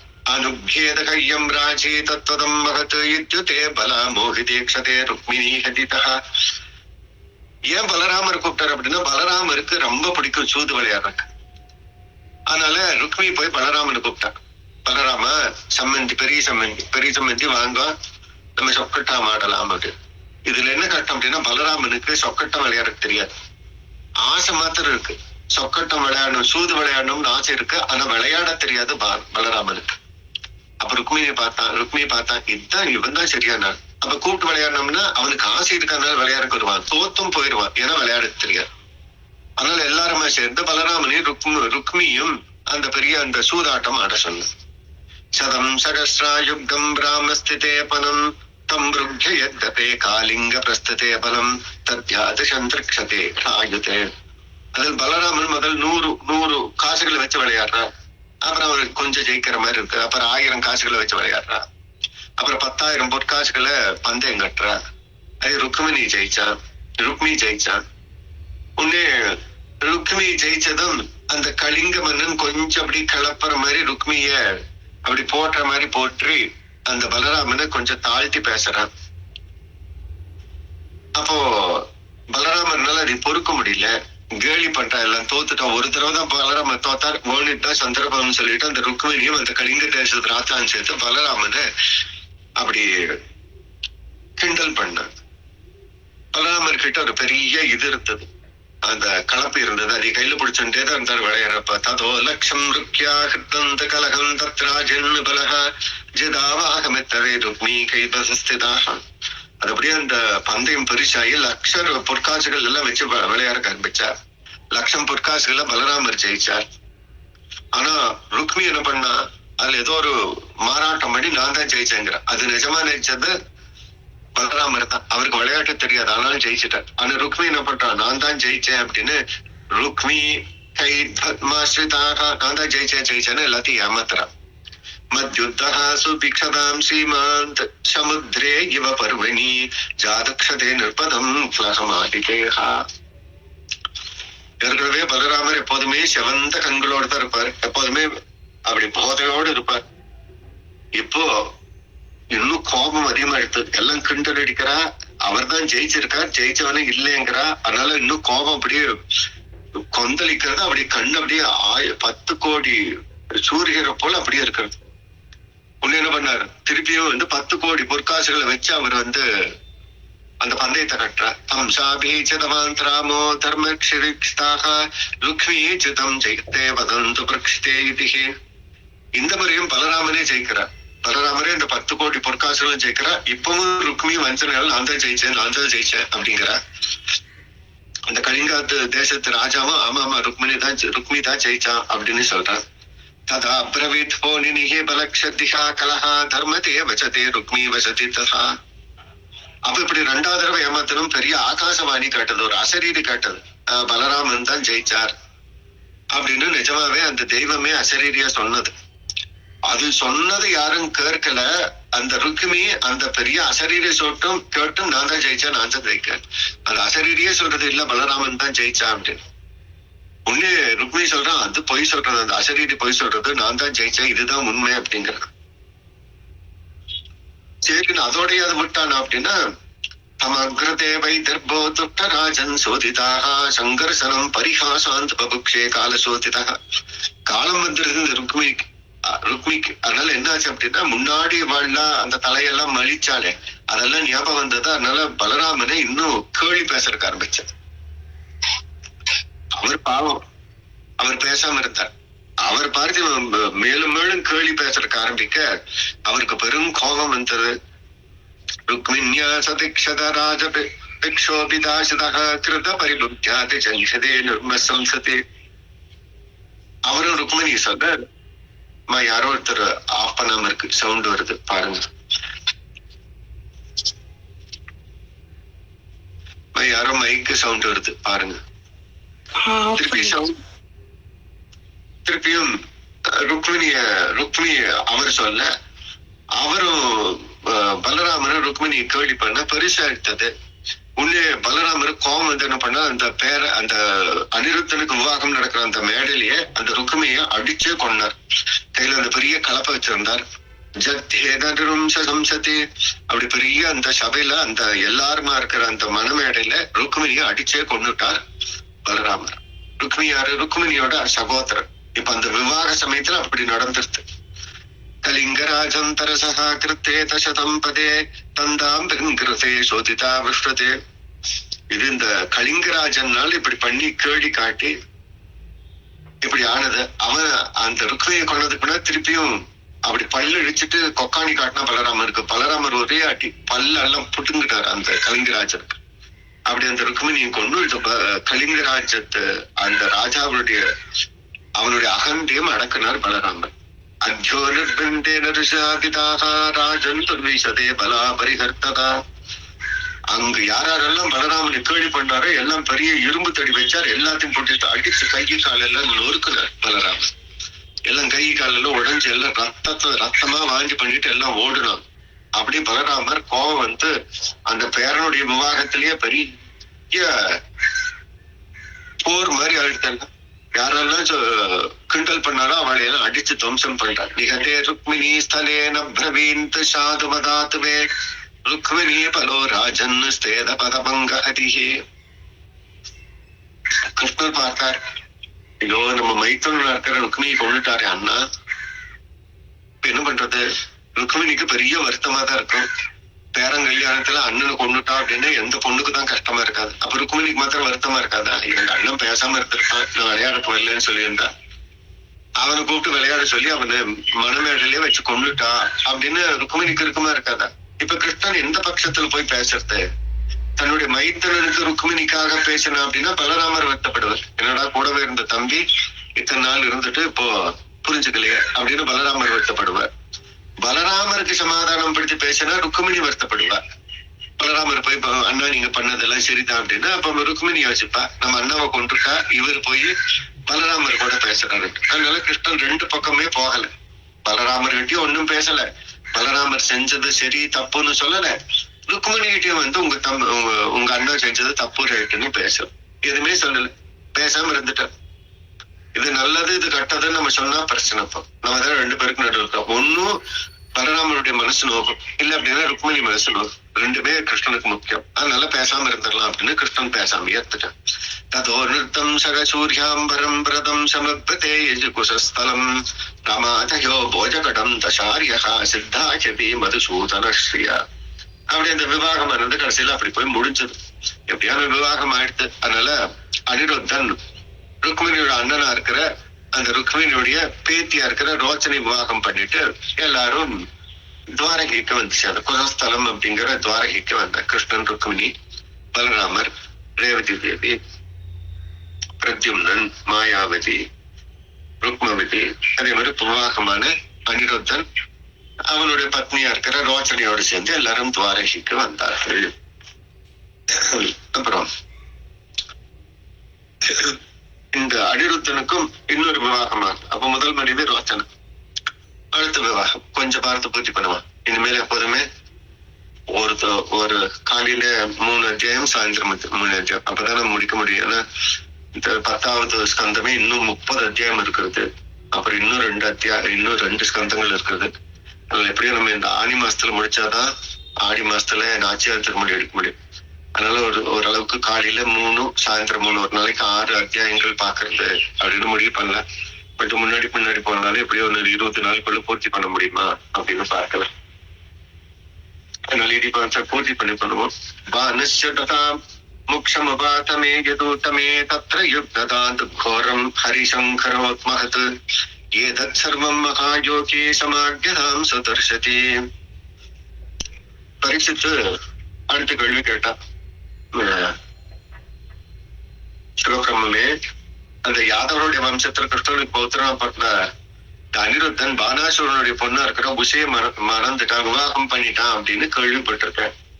அப்ப இந்த அனிருத்தனுக்கு இப்ப ரோச்சனுடைய விவாகம் ஆச்சுன்னு சொன்னீங்களே, அவன் எப்ப போய் இந்த பானாசுரனுடைய பொண்ணை மணந்தான்? அந்த விவாக சமயத்துல சிவபெருமானுக்கும் ஸ்ரீஹரியான கிருஷ்ணனுக்கும் பெரிய போர் நடந்தது அப்படின்னு சொன்னாங்க அப்படின்னு கேள்விப்பட்டிருக்கான். பத்தி சொன்ன கிருஷ்ணனுடைய பேரனா இருக்கிற அனிருத்தனுக்கும் உசையோடு எப்படி விவாகம் நடந்தது, அதே மாதிரி சிவனுக்கும் கிருஷ்ணனுக்கும் எப்படி அந்த போர் நடந்தது அப்படிங்கறத எனக்கு சொல்லணும் அப்படின்னு பரீட்சித்து சுகபிரம்மத்திட்ட கேட்க, சுகபிரம்மன் பரீட்சித்து பார்த்து சொல்றான். பானஹா புத்திர சதஜேஷ்டஹா வலேராந்த மகாத்மனஹா ஏன வாமன ரூபாய ஹரஹே தமேதினஹா. பகவான் ஒரு காலத்துல வாமனனாக அவதாரம் பண்ணுகிறான். அப்படி வாமனனாக அவதாரம் பண்ணி அந்த பலி சக்கரவர்த்திய பூமிக்கு தள்ளுறான் இல்லையா, பாதாளத்துக்கு தள்ளுறான். அப்படி அந்த பலி சக்கரவர்த்தி யாரு அப்படின்னா பிரகல்லாதனுடைய பேரன். பிரகல்லாதன் நரசிம்ம அவதாரம் எடுத்த அந்த நரசிம்மனுடைய பக்தன் பிரகல்லாதனுக்கு விரோச்சனன் அப்படின்னு ஒரு பையன். அந்த விரோச்சனோட பையன் தான் மகாபலி சக்கரவர்த்தி. வாமன அவதாரத்துல வந்த மகாபலி சக்கரவர்த்தி பிரகல்லாதனுடைய பேரன். அந்த வாமன அவதாரம் எடுத்த அந்த மகாபலி சக்கரவர்த்தியை கீழே பாதாளத்துக்கு அனுப்புனான் பகவான். அப்படிப்பட்ட அந்த மகாபலி சக்கரவர்த்திக்கு 100 பிள்ளைகள் இருந்தாங்க. அந்த 100 பிள்ளைகள்ல மூத்தவனுக்கு பானாசுரன் அப்படின்னு பேர், பானன் அப்படின்னு பேர்.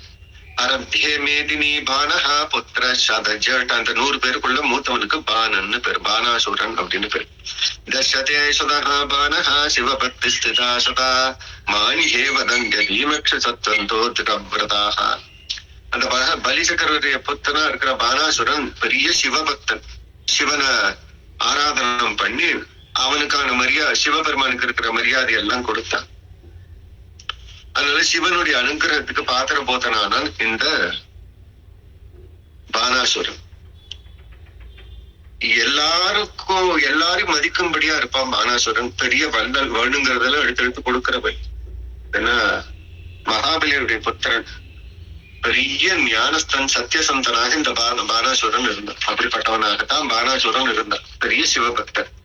அவன் எங்க இருந்தா, சோனிதார்த்தபுரே ரம்யேச ராஜமகாரந்து புரஹ தஸ்யேசம் சம்போ பிரசாதேன கிங்கரோ யுவதோமராஹ சகஸ்ரபாகுர் தத்தாடே தண்டதே தத்து ஸ்மிருடம்.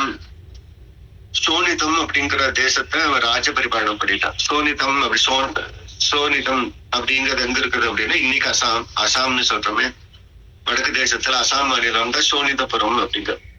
அந்த சோனிதபுரத்துக்கு ராஜாவாக பானாசுரன் இருக்க இன்னைக்கு இருக்கிற அசாம் மாநிலம். அங்க ராஜ பரிபாலனம் பண்ணியிருந்தா. சிவனுக்கு அத்தியந்த பிரியபூத்தரா இருந்தார்.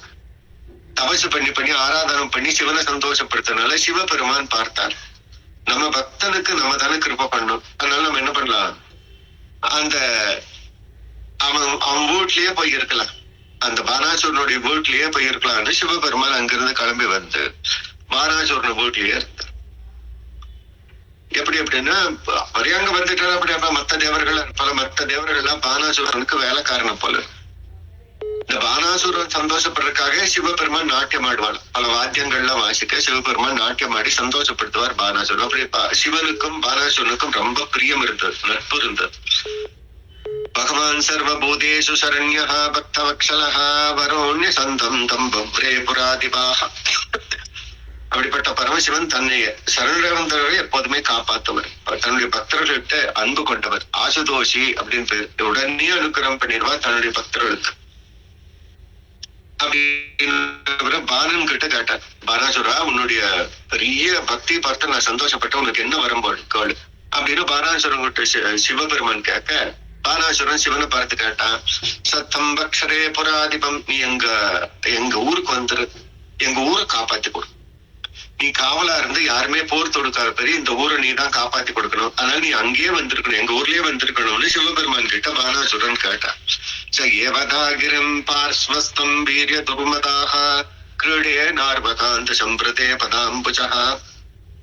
அவனும் கொஞ்சம் சிவபெருமானே என்ன வேணும்னு கேட்கிறாரு அப்படிங்கிறனால அகந்தை இருந்தது. அதெல்லாம் பார்த்து கொஞ்சம் அகந்தா வந்திருந்தது.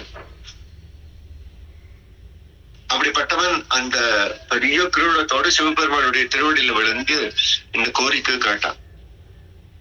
நமஸ்தே துவம் மகாதேவா லோகானாம் குரீஸ்வரம் பும்சாம் பூர்ணகாமாதம் காம பூராங்கித.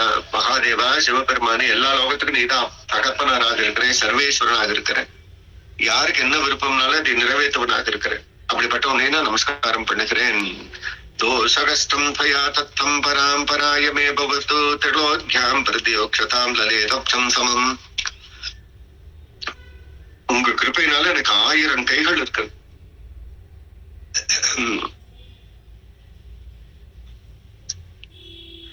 ஆயிரம் கைகளோட நான் இப்ப பெரிய பலசாலியாக இருக்கிறேன். எனக்குன்னு யாருமே இல்லை.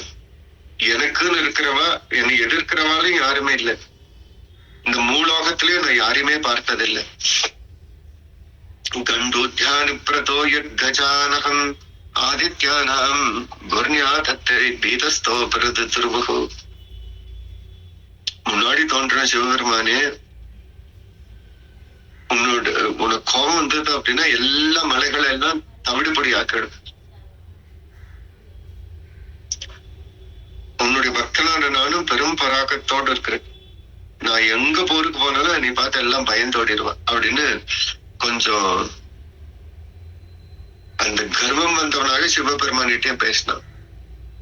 அப்படி கேட்ட சிவபெருமானுக்கு கோபம் வந்தது. தன்னுடைய பக்தன் தான், ஆனா இப்ப அப்படி இதோட பேசுகிறானே அப்படின்னு தக்ஷ்வா பகவான் கிருதகா சேதஸ் புஜ்யதே யதா தத்தம் பவேத் மூடஹா சம்சத்தம் மக்ஷேதா. மூடா, இப்படி அகங்காரத்தோடு இருக்கிறிய, இதனால உனக்கு ஒரு சாபம் கொடுக்கிறேன்.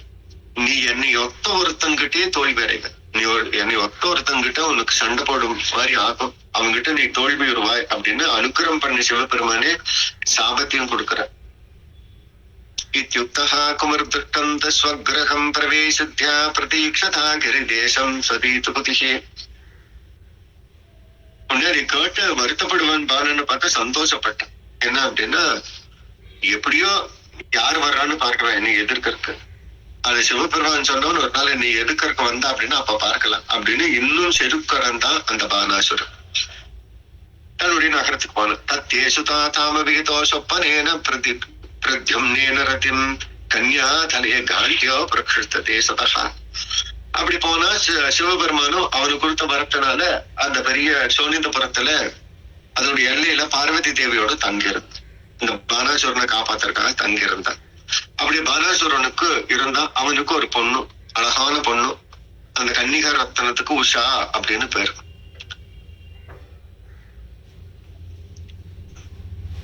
அந்த பொண்ணு ஒரு நாள் பருவ வயசுல இருக்கிற அந்த பொண்ணு ஒரு நாள் தூங்குறப்ப சொப்பனம் வருது. ஹிதே சொப்பனேன்னு சொப்பனத்துல ஒரு ஆடவனை பார்க்கிறான், ஒரு ஆண்மகனை பார்க்கிறான். அது யாரு அப்படின்னா நம்ம கிருஷ்ணனுடைய புத்திரனா இருக்கிற பிரத்யும்னனுடைய பையனா இருக்கிற அந்த அனிருத்தனை அந்த சொப்பனத்துல பார்த்தான்.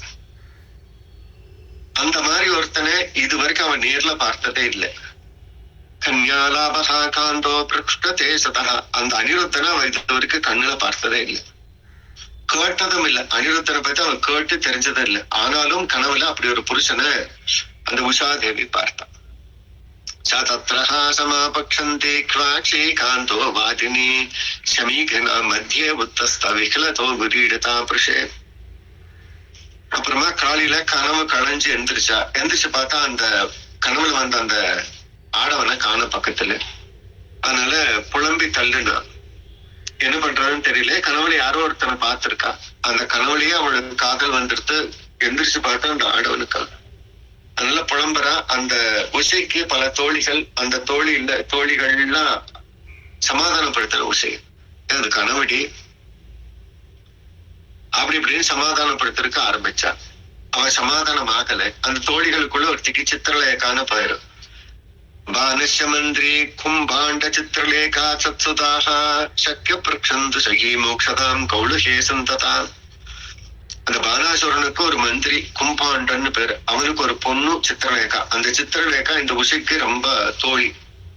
அப்ப வர்றா. அவ அழுதுன்னு இருக்கிற விஷயத்த பார்க்கிறான். வாட்டத்தோடு இருக்கிற உஷையை பார்க்கிற. என்னடி ஆச்சு அப்படின்னு சொன்னா, தம் தம் மிருகஸ்ஸ சுப்ருஹோ கிக்ஷதே மனோரதான் அஸ்திராண்யம் தேததே ராத்திரபக்ஷே லக்ஷதா. இல்லடி, ராத்திரி ஒரு கனவு கண்டண்டி. அதுல ஒரு புருஷன் வந்தான். அவன் ராஜகுமாரனா இருந்தான். அவன் இதுவரைக்கும் நான் பார்த்ததே இல்லை. ஆனா என்னுடைய மனசு அவனையே தேடுறது அப்படின்னு உஷா தேவி அந்த தோழி பெண்கிட்ட சொன்னான். அந்த மாதிரி நான் ஒருத்தனை கனவுல பார்த்த மனுஷனை நான் இது வரைக்கும் திருஷ்டே கக்ஷன் சொப்பனேன சாமே கமலோச்சனஹா பீதவாசதே பிரகுத்தான் ஹிருதயங்கம். என்னுடைய மனச கொள்ளை எடுத்துட்டு போயிட்டாண்டி. அவனை நான் பார்த்ததே இல்லடி. அவன் அப்படியே நீல நிற மேகல சாமத்தோடு இளமான நிறத்தோடு இருந்தான். பீதாவாசகா ஒரு மஞ்சள் பட்டாடி உடுத்தி இருந்தான் கனவுல. தோள்கள் எல்லாம் பிருகுத்பாகுர் அப்படியே பெரும் தோள்களால் இருந்தது. யோசிதாம் கைகள் எல்லாம் நீண்டு இருந்தது. பெண்களுடைய இதயத்தை எல்லாம் கவரும் அந்த அழகோட அந்த ஆண்டவனை பார்த்தேன். ஆனா அது யாருன்னு எனக்கு தெரியல. அப்ப இருந்து என்னுடைய மனசு போயிடுத்தடி அப்படின்னு சித்திரலேகா கிட்ட உஷா தேவி சொன்ன. தமகம் பிரகுத்தே காந்தம் பாயித்வா விதுகும் காவி யதா சப்ததே சப்தாம் மிருதி சீதாதமஹா. அவன் நான் விடும்புறம்னு ஆசைப்படுறேன். எனக்கு பெரிய இந்த துன்ப கடல்ல இது பண்ணிட்டு அந்த கனவுல இருந்து அவன் மறைஞ்சே போயிட்டான். நான் அந்த அழகனை தான் தேடுறேன், அவனை தான் விவாகம் பண்ணிக்குவேன் அப்படின்னு உஷா தேவி இந்த சித்திரலேகா கிட்ட சொன்னான். இது பாகவதத்துல உள்ளதான் இருக்கிறது. ஹரிவம்சபதி பத்தி இன்னொரு சரித்திரம் சொல்றது என்ன அப்படின்னா, சிவபெருமானுடைய பக்தனா இந்த பானாசுரன் இருந்தா. அப்ப சிவபெருமான் உங்க வீட்டு வாசல்லையே நான் வந்திருக்கிறேன்னு பார்வதி தேவி, சுப்பிரமணியர், பார்வதி தேவி இங்க கொற்றை அந்த காளி தேவியாக சொல்லப்பட்டது. அவளை எல்லாம் கூட்டிட்டு வந்து வீட்டு காவல்னு இருந்தார், பானாசுரனை காப்பாத்துறது. அப்ப அங்க இருந்து அந்த பார்வதி தேவி, அந்த கொற்றவை தேவிக்கு இந்த உஷா எப்போதுமே போய் கைங்கரியம் பண்ணுவாள். காளிலானதும் பார்வதி வீட்டுக்கு போய் பார்வதி தேவிக்கு எப்போதுமே கைங்கரியம் பண்ணுவாள். அப்போ ஒரு நாள் அந்த பார்வதி தேவி ரொம்ப சந்தோஷப்பட்டா உஷை பார்த்து. அதனால உஷைக்கு ஒரு வரத்தை கொடுத்தா பார்வதி தேவி, உஷை இன்னைக்கு ராத்திரி ஒரு சொப்பனம் வருடி, அதுல ஒருத்தனை பார்ப்பனி, அவனே உனக்கு மனவாழனாக வருவான், அதான் உன்னுடைய கணவன் அப்படின்னு பார்வதி தேவி ஒரு வரங்குத்தம் தான். அதை பத்தி பாகவதன் சொல்லது. ஆனா ஹரிவம்சம் அதை சொல்றது. அப்ப அதையும் சேர்த்து அனுபவிச்சுக்கோங்க. ஏன் இப்ப அவனுக்கு கணவனா வரிச்சா கனவு தானே மறந்துருக்க வேண்டியது அப்படின்னா, இல்ல முன்னாடி பார்வதி தேவி சொல்லியிருக்கா அந்த கனவுல வந்தவன் உன்னுடைய கணவனாக போறான் அப்படின்னு சொல்லிட்டு. அதனால அவனைத்தான் விவாகம் பண்ணிக்குவேன் அப்படின்னு சித்திரலேகாட்டே சொன்னான். அதை கேட்ட சித்திரலேகா, ஸ்வயந்தோ பர்ஷதே திரிலோக்யம் யதி பாவ்யதே நாமதேவம் நரம் யஸ்ததே மனோஹர் சதா தமாசிதே. சித்திரலேகா சொன்னா, உன்னுடைய மனசுல திருடன்னு எங்க இருந்தாலும் சரி, நான் அவனை கொண்டு வந்துட்டேன். அது என்னுடைய வேலை. நீ எதுக்கு வருத்தப்படுறேன்? எனக்கு அந்த சக்தி இருக்கிறது. அவன் அடையாளம் மாத்திரம் காட்டு. அவன் எங்க இருந்தாலும் சரி, 3 லோகத்துக்கு அதிபதியா இருந்தாலும் அவனை தூக்கிட்டு வந்து உங்களோட சேர்த்த வேண்டியது என்னுடைய வேலை அப்படின்னு உஷகிட்ட இந்த சித்திரலேகா சொல்றான். இத்யுக்தா தேவ கந்தர்வ சித்த சாரண பன்னஹானா தெய்வ வித்யாதர யக்ஷன்ன பதுஜாம் சதி யதா காலிகான்.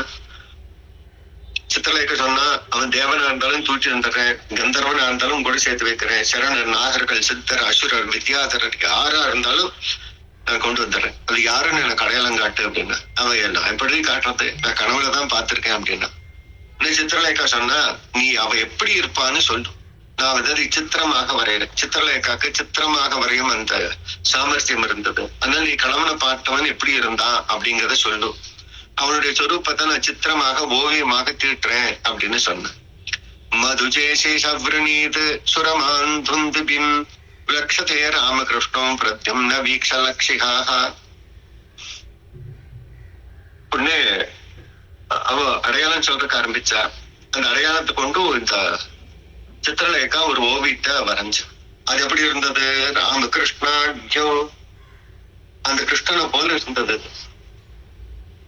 அப்போ அந்த உஷ சொன்னா, ஐயோ இந்த மாதிரி தாண்டி இருந்தான் கனவுல தானே, இவ்வளவு அழகா இல்லடி அப்படின்னு சொன்ன.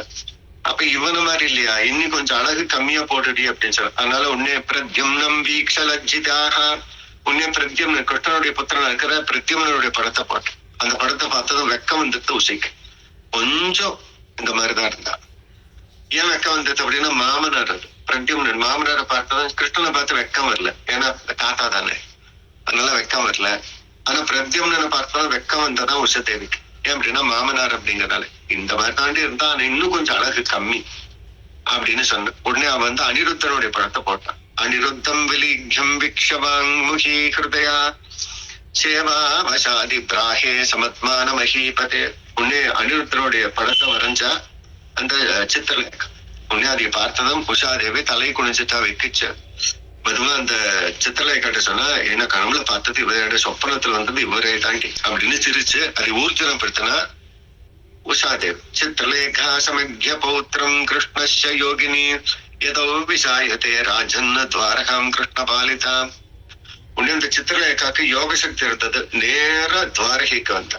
அங்க வந்தா கிருஷ்ணனுடைய பேரனா இருக்கிற கிருஷ்ணனுடைய பையன் பிரத்யும்னன், பிரத்யும்னனுடைய பையன் அனிருத்தன். அவன் அங்க படி தூங்கிட்டு இருந்தான் ரோச்சனாகோட. உடனே தன்னுடைய யோக சக்தியை கொண்டு அந்த அனிருத்தனை அங்கிருந்து தூக்கணும். அவனுக்கே தெரியாம அங்கிருந்து தூக்கி இந்த சூனிதபுரத்துக்கு வந்துட்டான். துவாரகையில இருந்து நேரா அன்னைக்கு ராத்திரியே தன்னுடைய மாய சக்தினால இந்த சித்திரலேகா கொண்டு வந்து உசகிட்ட சேர்த்துட்டு, உசகிட்ட எனக்கு வாழ்க்கை உனக்கு கனவுல வந்தவன் இவன் தான் அப்படின்னு சொல்லிட்டு சேர்த்து வச்சுட்டான். சாசதம் சுத்தரவரம் விலோக்யமுச்சிதானன துஸ்பிரேக்ஷஸ்வக்ரஹம் பும்பீரோம பிரத்யுக்னதாசமம். உடனே இந்த பிரத்யும்னன் பார்த்தா அவனுக்கு ஒரே சந்தோஷம். எந்த ஆண்களுமே இது வரைக்கும் அதுக்குள்ள வந்ததில்லை. இந்த உஷையை எந்த ஆணுமே பார்த்ததே இல்லை. அப்படி பானாசுரன் அப்படி கட்டுக்காவலோடு இந்த உஷையை வச்சிருந்தான். பெரிய கட்டுக்காவல். எந்த ஆண்களுமே இந்த உஷையை பார்த்ததே இல்லை. அப்படி ஆண்களே பார்க்காத அந்த உஷைய இப்ப இந்த அனிருத்தன் பார்த்தான். பிரத்யும்னனுடைய புதல்வனா இருக்கிற அனிருத்தன் பார்த்தா அவனுக்கு பிடிச்சிருத்து. அவளை பார்த்ததுமே பிடிச்சிருத்து. உடனே 2 பேருக்கும் காதல் வந்துருத்து. 2 பேரும் சுகிச்சிருந்த. ரோமே பிரத்யும்னேன சமம் திஷ்பதே ஸ்வக்ருஹே. அங்கேயே 2 பேரும் அந்த அந்தபுரத்திலேயே 2 பேரும் சுகிச்சிருந்த. பிராக்ஷதம் கந்து சாபனா விவே பாஜேன பக்ஷே வாக்கே சுஸ்ருதே யாவிதாக கூடஹ கன்யாபுரே சஸ்வந்த் பிரவருத்த ஸ்நேகதாதயா நாகர்த்தே புபதே பூஷதிந்திரியா. அப்படி 2 பேரும் இருந்தா நொடிக்கு நொடிக்கு காதல் வளர்றது. ராமனத்தான் சொல்றப்ப என்ன பண்ணுவா, ராமன் வந்து அப்படி சின்னதா இருந்தா அப்படி நொடிக்கு நொடி அப்படி வளர்ந்தா அப்படின்னு சொல்லுவா. அது போல இந்த உஷைக்கும் அனிருத்தனுக்கும் காதல் நொடிக்கு நொடிக்கு அதிகமாச்சு. 2 பேரும் தன்னை அழகான வஸ்திரங்களால் அலங்காரப்படுத்திட்டா. சந்திரம், புஷ்பம், தூபம் அதனால் அலங்காரப்படுத்திட்டா. அந்த சுகமான அந்த அந்தபுரத்துல 2 பேரும் சேர்ந்து கூடியிருந்தா. பலவிதமான பக்ஷலங்கள்லாம் இந்த உஷாதேவிக்கு வரும். 2 பேரும் சாப்பிட்டா.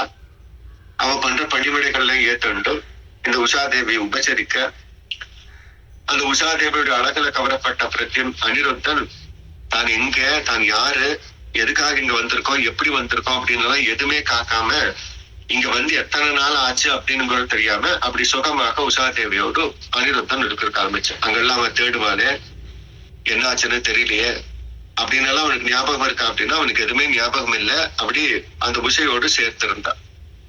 தாம் ததா யதுவீர்ய பூஜமாசாம் சவ்ருதம் ஹேது பிரலக்ஷா சக்ர ரூப பிரிதாம் சுர்வக்ஷதா. ரெண்டு பேரும் சரீரத்தினால சேர்ந்தான். அதனால சில வித்தியாசங்கள் வரும் தானே. அப்படியே அந்த உஷையினுடைய சரீரத்துல பல வித்தியாசங்கள் காணப்படுறது. அவளுக்கு விவாகமான அறிகுறிகள்லாம் தெரியுது. சில லட்சணங்கள் தெரியுது. அவ கன்னிகையா இல்ல, அவளுக்கு விவாகம் ஆயிடுத்து அப்படிங்கறக்கான அறிகுறி தெரியறது. அவளுக்கு காவல் காக்கிறா சில பெண்களும் காவல் காத்துட்டு இருக்கா உஷை. அப்படி பாக்குறவளுக்கு வித்தியாசம் தெரியுது உஷை பார்க்கறது. இவ இன்னும் கன்னிகா இல்ல, ஏதோ நடக்கிறது அப்படிங்கிற அளவுக்கு தெரிஞ்சிருத்து. அவ தன்னுடைய கன்னிகை தன்மை இழக்கிறா அப்படிங்கறது அங்க இருக்கிறவளுக்கு எல்லாம் தெரிஞ்சிருக்கு. நாளைக்கு இது வெளியில தெரிஞ்சது அப்படின்னா பெரிய பிரச்சனை. அதனால நம்மளே போய் அந்த பானாசுரன் கிட்ட சொல்லலாம் அப்படிங்கறதால நேரம் பானாசுரன் கிட்ட போய் அந்த தோழிகள்ல சொல்லிட்டான். படா ஆவேக்ஷந்தா ராஜஸ்தேது கிறிஸ்தரியம் விசேஷம் லட்சயா கன்யா குலதூஷணம். ராஜா, உன்னுடைய பெண்ணுக்கு திருமணம் ஆகாம இருக்கிறா, ஆனா தீய நடத்தி இருக்கிறா போல தெரியுது. ஏதோ அவ கன்னிகை இல்லைன்னு தெரியாது. பார்த்தா இன்னும் திருமணம் ஆகல. அப்போ உன்னுடைய குலப்பெருமை எல்லாம் கெடுக்கிறத நாங்க பார்த்தோம், கெட்டு போறத நாங்க பார்த்தோம். இது உனக்கு சொல்லி ஜாக்கிரதைப்படுத்தணும் அப்படிங்கறதுக்காக வந்தோம் அப்படின்னு பானாசுரன் கிட்ட அந்த தோழி பெண்கள் எல்லாம் வந்து சொல்லிட்டான். அனபாயஸ்ததாங்குப்தாஞ்ச கிரஹே பிரபு கன்யா தூஷணம் பிரவ்யோக்ஷதே வித்மஹே. நாங்க எப்போதுமே யாருமே அந்த உஷாதேவியை பார்த்ததில்லை. அப்படி இருக்கும்போது அந்த மாளிகைக்குள்ளே ஏதோ ஆணுடைய சத்தம் கேட்குது. கன்யா தூஷணம் ஏதோ ஆணோட பேசுற மாதிரி சத்தம் கேட்கறது. அவன் தன்னுடைய சொரூபத்துல இருந்து கெட்டு போயிட்டாங்கிறது அவளை பார்த்தாவே தெரியும் அப்படிங்கிற விஷயத்த வந்து சொல்லிட்டான். யதா பிரவதிபானோ தூஷிதா ஸ்ருத தூஷணைஹி த்வரிதஹ கன்யாகராம் பிராக்ஷதே யது. அவளுக்கு பெரிய கோபம் வந்தது. அவனுக்கு வருத்தப்பட்டா. தன்னுடைய பொண்ணு இப்படி ஒரு பெரிய தவறு பண்றாளா அப்படின்னு கலங்கினா வேகமா அந்த பொண்ணு தங்கி இருந்த அந்த புறத்துக்கு வந்தான், அந்த கன்னிமாடத்துக்கு வந்தான். அங்க அந்த கதவை திறந்து பார்த்தா உள்ள அனிருத்தன் இருக்கிறான். அந்த எதுகுலத்து திலகமான கிருஷ்ணனுடைய பௌத்தராக எதுத்வகம் எதுகுலத்து ராஜாவா இருக்கிற அனிருத்தனை அங்க பார்த்தா பானாசுரன். காமத்வஜம் பவனே புவனக சுந்தரம் சியாமம் பிங்கள பரமம்புஜேஷசாம் புருத்புஜம் குண்டல குந்தலாபித சமீத லோக்ஷணம் மண்டிதாதன. அந்த பானாசுரன் பார்க்கிறான்.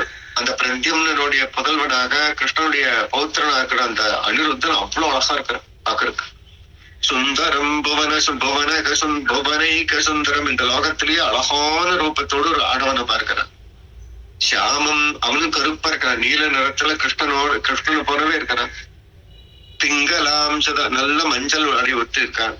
அம்புஜேக்ஷன், அப்படி கண்கள் எல்லாம் தாமரை போல் இருக்கிறது. புருகத்புஜம், பெரிய தோள்கள். காதல குண்டல குந்தல விசேஷத, காதல குண்டலங்கள் அப்படியே சுத்துறது. ஸ்மிதாலோச்சன மண்டிதான், அப்படியே கேசங்கள் சுருள் சுருள அப்படியே நெத்தில அப்படியே படர்ந்து இருக்குது. அப்படியே புன்சுரிப்போடு இருக்கிற அழகான திருமுகத்தோடு அந்த ஆடவனை அந்த பானாசுரன் தன்னுடைய பொண்ணுடைய அந்தபுரத்துல பார்த்தான். திவ்யந்தைஹி பிரியா பிரப்யதா ததங்க சங்க குங்குமத்துரஜம் பாக்வே மதுமல்லிகா ஸ்ரிதா தவ்யாங்கரே ஆசிதம் விஸ்மிதாக. அந்த உஷா தேவியை ஆலிங்கனம் பண்ணதுனால அவளுடைய திருமேனியில் பூசிருந்த குங்குமங்கள்ல இவனுடைய சரீரத்துல படிந்திருந்ததை பார்த்தான் பானாசுரன். அந்த உஷா தேவி சேர்ந்த திலகங்கள்ல இவனுடைய வஸ்திரத்து மேல இருந்தது. அவ மல்லிகை பூச்சி விட்டு இருந்தா. அதெல்லாம் அந்த அனிருத்தனுடைய கழுத்துல பார்த்தா. எல்லாம் பொருட்கள்ல சிதறி இருந்தது. அதெல்லாம் அங்க சொக்கட்டா நாடி அந்த ரெண்டு பேரும் உட்கார்ந்து அங்கெல்லாம் எல்லாம் களைஞ்சிருந்தது. அதெல்லாம் பார்த்து பானாசுரன் தெரிஞ்சது தன்னுடைய பொண்ணு இவனை விவாகம் பண்றா. இவ 2 பேர் பல நாட்களா இந்த அந்த புறத்துல இருக்கா அப்படிங்கறத புரிஞ்சுட்டான் பானாசுரன். சாம்பிரம் பரோஷ்டம் விருத்தாதாய படநீல ரைவலோக்கிய மாதவஹா உத்தியம் மௌரியம் பரிகரம் வஸ்திதே. கொஞ்சம் பெரிய படைகளோடு அந்த பானாசுரன் அங்க வந்து அந்த அனிருத்தனை அவனை கொல்லணும்னு பார்த்தான். இந்த அனிருத்தனை கொல்லணும் எனக்கு தெரியாம என்னுடைய பொண்ணு உஷாவுடைய அந்த புறத்துல பிரவேசிச்சு ஆண்களே வராத இடத்துல இப்படி வந்திருக்கே அப்படின்னு சொல்லிட்டு பெரிய இரும்பு தடி எடுத்துட்டு யமனை போல வந்தான். இந்த அனிருத்தனை கொல்றதுக்காக பானாசுரன் பெரிய யமனை போல கையில் ஒரு இரும்பு தடி எடுத்துட்டு வந்தான். ஜிக்ஷுஷாதான் பரிதஹா பரிஸ்ததாஹ சுயுனோ யதா சூக்கரயூதபோகன் யோ தத்ததே பவான் விதிர்கதாஹ நிர்பின்ன மூர்த்தேன புரிஷ்டகா பிரதுதுவஹ. அந்த வீரர்கள்லாம் இந்த அனிருத்தனை சிறை பிடிக்கிற பார்த்தாங்க. ஒரு காட்டு பன்றிய நாய்கள் சுத்திருச்சு அப்படின்னா காட்டு பன்றி எப்படி நாய்களுக்கு அடங்காதோ அது போல பெரிய காட்டு பன்றி போல வீரத்தோடு இந்த அனிருத்தர் அவள் எல்லாம் தாக்குனது. தாக்கப்பட்ட அவள்லாம் கீழே விழுந்தா. அவ தலை சரீரங்கள் கை காலையில துண்டிக்கப்பட்டு கொஞ்சம் பேர் அப்படியே பயந்து போய் அனிருத்தனுடைய வீரத்துக்கு தாங்க முடியாம எல்லாம் வெளியில ஓடுனான். நாகபலே பலினந்ததோ பலிஹி கந்தந்த சொத்தோ குவிதோ பவந்தஹ உஷா பிரஷம் சோக விஷாத தத்வதா பந்தம் நிரூக்ஷரௌசிதம். பலியுடைய குமாரனா இருக்க இந்த பானாசுரன் தன்னுடைய படை இந்த அனிருத்தன் தாக்குறத பார்த்தா உடனே பெரும் கோபம் வந்தது. அதனால நாகபாசம் அவங்கிட்ட பல அஸ்திரங்கள்லாம் இருந்தது. அதனால நாகபாசத்தை அவன் மேல பிரயோகிச்சு அவனை கட்டணும். நாகபாசத்தினால அந்த அனிருத்தனை கட்டி அங்க சிறைப்படுத்தினா பானாசுரன் அந்த அனிருத்தனை. அதை பார்த்தா உஷாதேவி தன்னுடைய கணவனான அனிருத்தனை இவன் நாகபாசத்தை வச்சு கட்டினதை பார்த்தான். அதனால பெரும் கோபமும் கவலையும் வந்தது உஷாதேவிக்கு. அதனால அழுகறக்க ஆரம்பிச்சா உஷாதேவி. அப்படி இந்த அத்தியாயத்தை பூர்த்தி பண்றேன். அப்புறம் என்ன ஆச்சு? இவன் 2 பேரும் சேர்ந்தாளா? கிருஷ்ணனுக்கு இந்த விஷயம் தெரிஞ்சதா? கிருஷ்ணனுடைய பௌத்திரன் இங்க இருக்கிறாரு அப்படிங்கறதும் இந்த விஜய்க்கும் அனிருத்தனுக்கு அடுத்த விவாகத்தை இன்னைக்கு சாயந்தரம் அனுபவிக்க போகுது. இன்னைக்கு சாயந்தரம்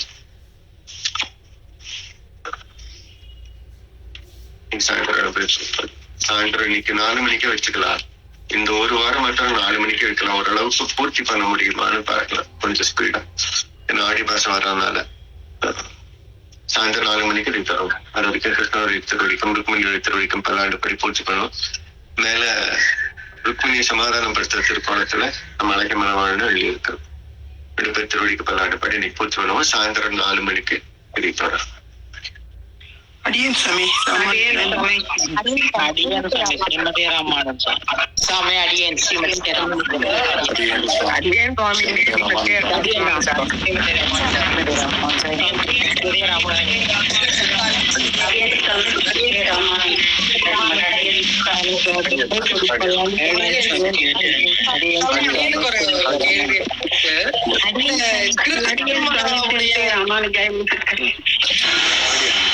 சுவாமி, இந்த கிருஷ்ணனுடைய யாரோ ஒருத்தங்களை வந்து இந்த கிருஷ்ணனுடைய அந்த விவாகத்துல சம்பந்தி ஆகினால அந்த பிரத்யும்னனுடைய பெண்ணுக்கு கொடுத்தாங்களா அத அந்த பையனை? கிருஷ்ணனுக்கு ருக்மிணியோட பொண்ணு கிருஷ்ணவர்மாவுடைய பையனுக்கு விவாகம் பண்ணி கொடுத்தாங்க. அடியன் சுவாமி, இந்த சித்திரலேகாங்கிற நாமம் பாருங்க சுவாமி. சித்திரத்துல இருக்கலாம் லேகனம் பண்ணக்கூடியவன், அதனால சித்திரலேகான்னு பேர் வந்திருக்கு. எவ்வளவு பொருத்தமா ஆகு பெயரா வந்து அந்த பெயர் வந்திருக்கு பாருங்க சுவாமி. அடியன் சுவாமி ரொம்ப சுவாமி இந்த மூளைக்கு வந்து வேலையே வேற எதுவும் வேண்டியதில்லை சுவாமி. இந்த மாதிரியான கதைகளும் அந்த பெயர்களை என்ன வச்சுக்கொள்றதும் அந்த சம்பவங்களை என்ன வச்சுக்கொள்றதுமே அது நம்மளுடைய அந்த மூளைக்கும் நல்ல ஸ்மிருதி பலம் உண்டாகிறதுக்கு. அப்புறம் இந்த விரோதமா ஒரு குடும்பத்திலேயே 3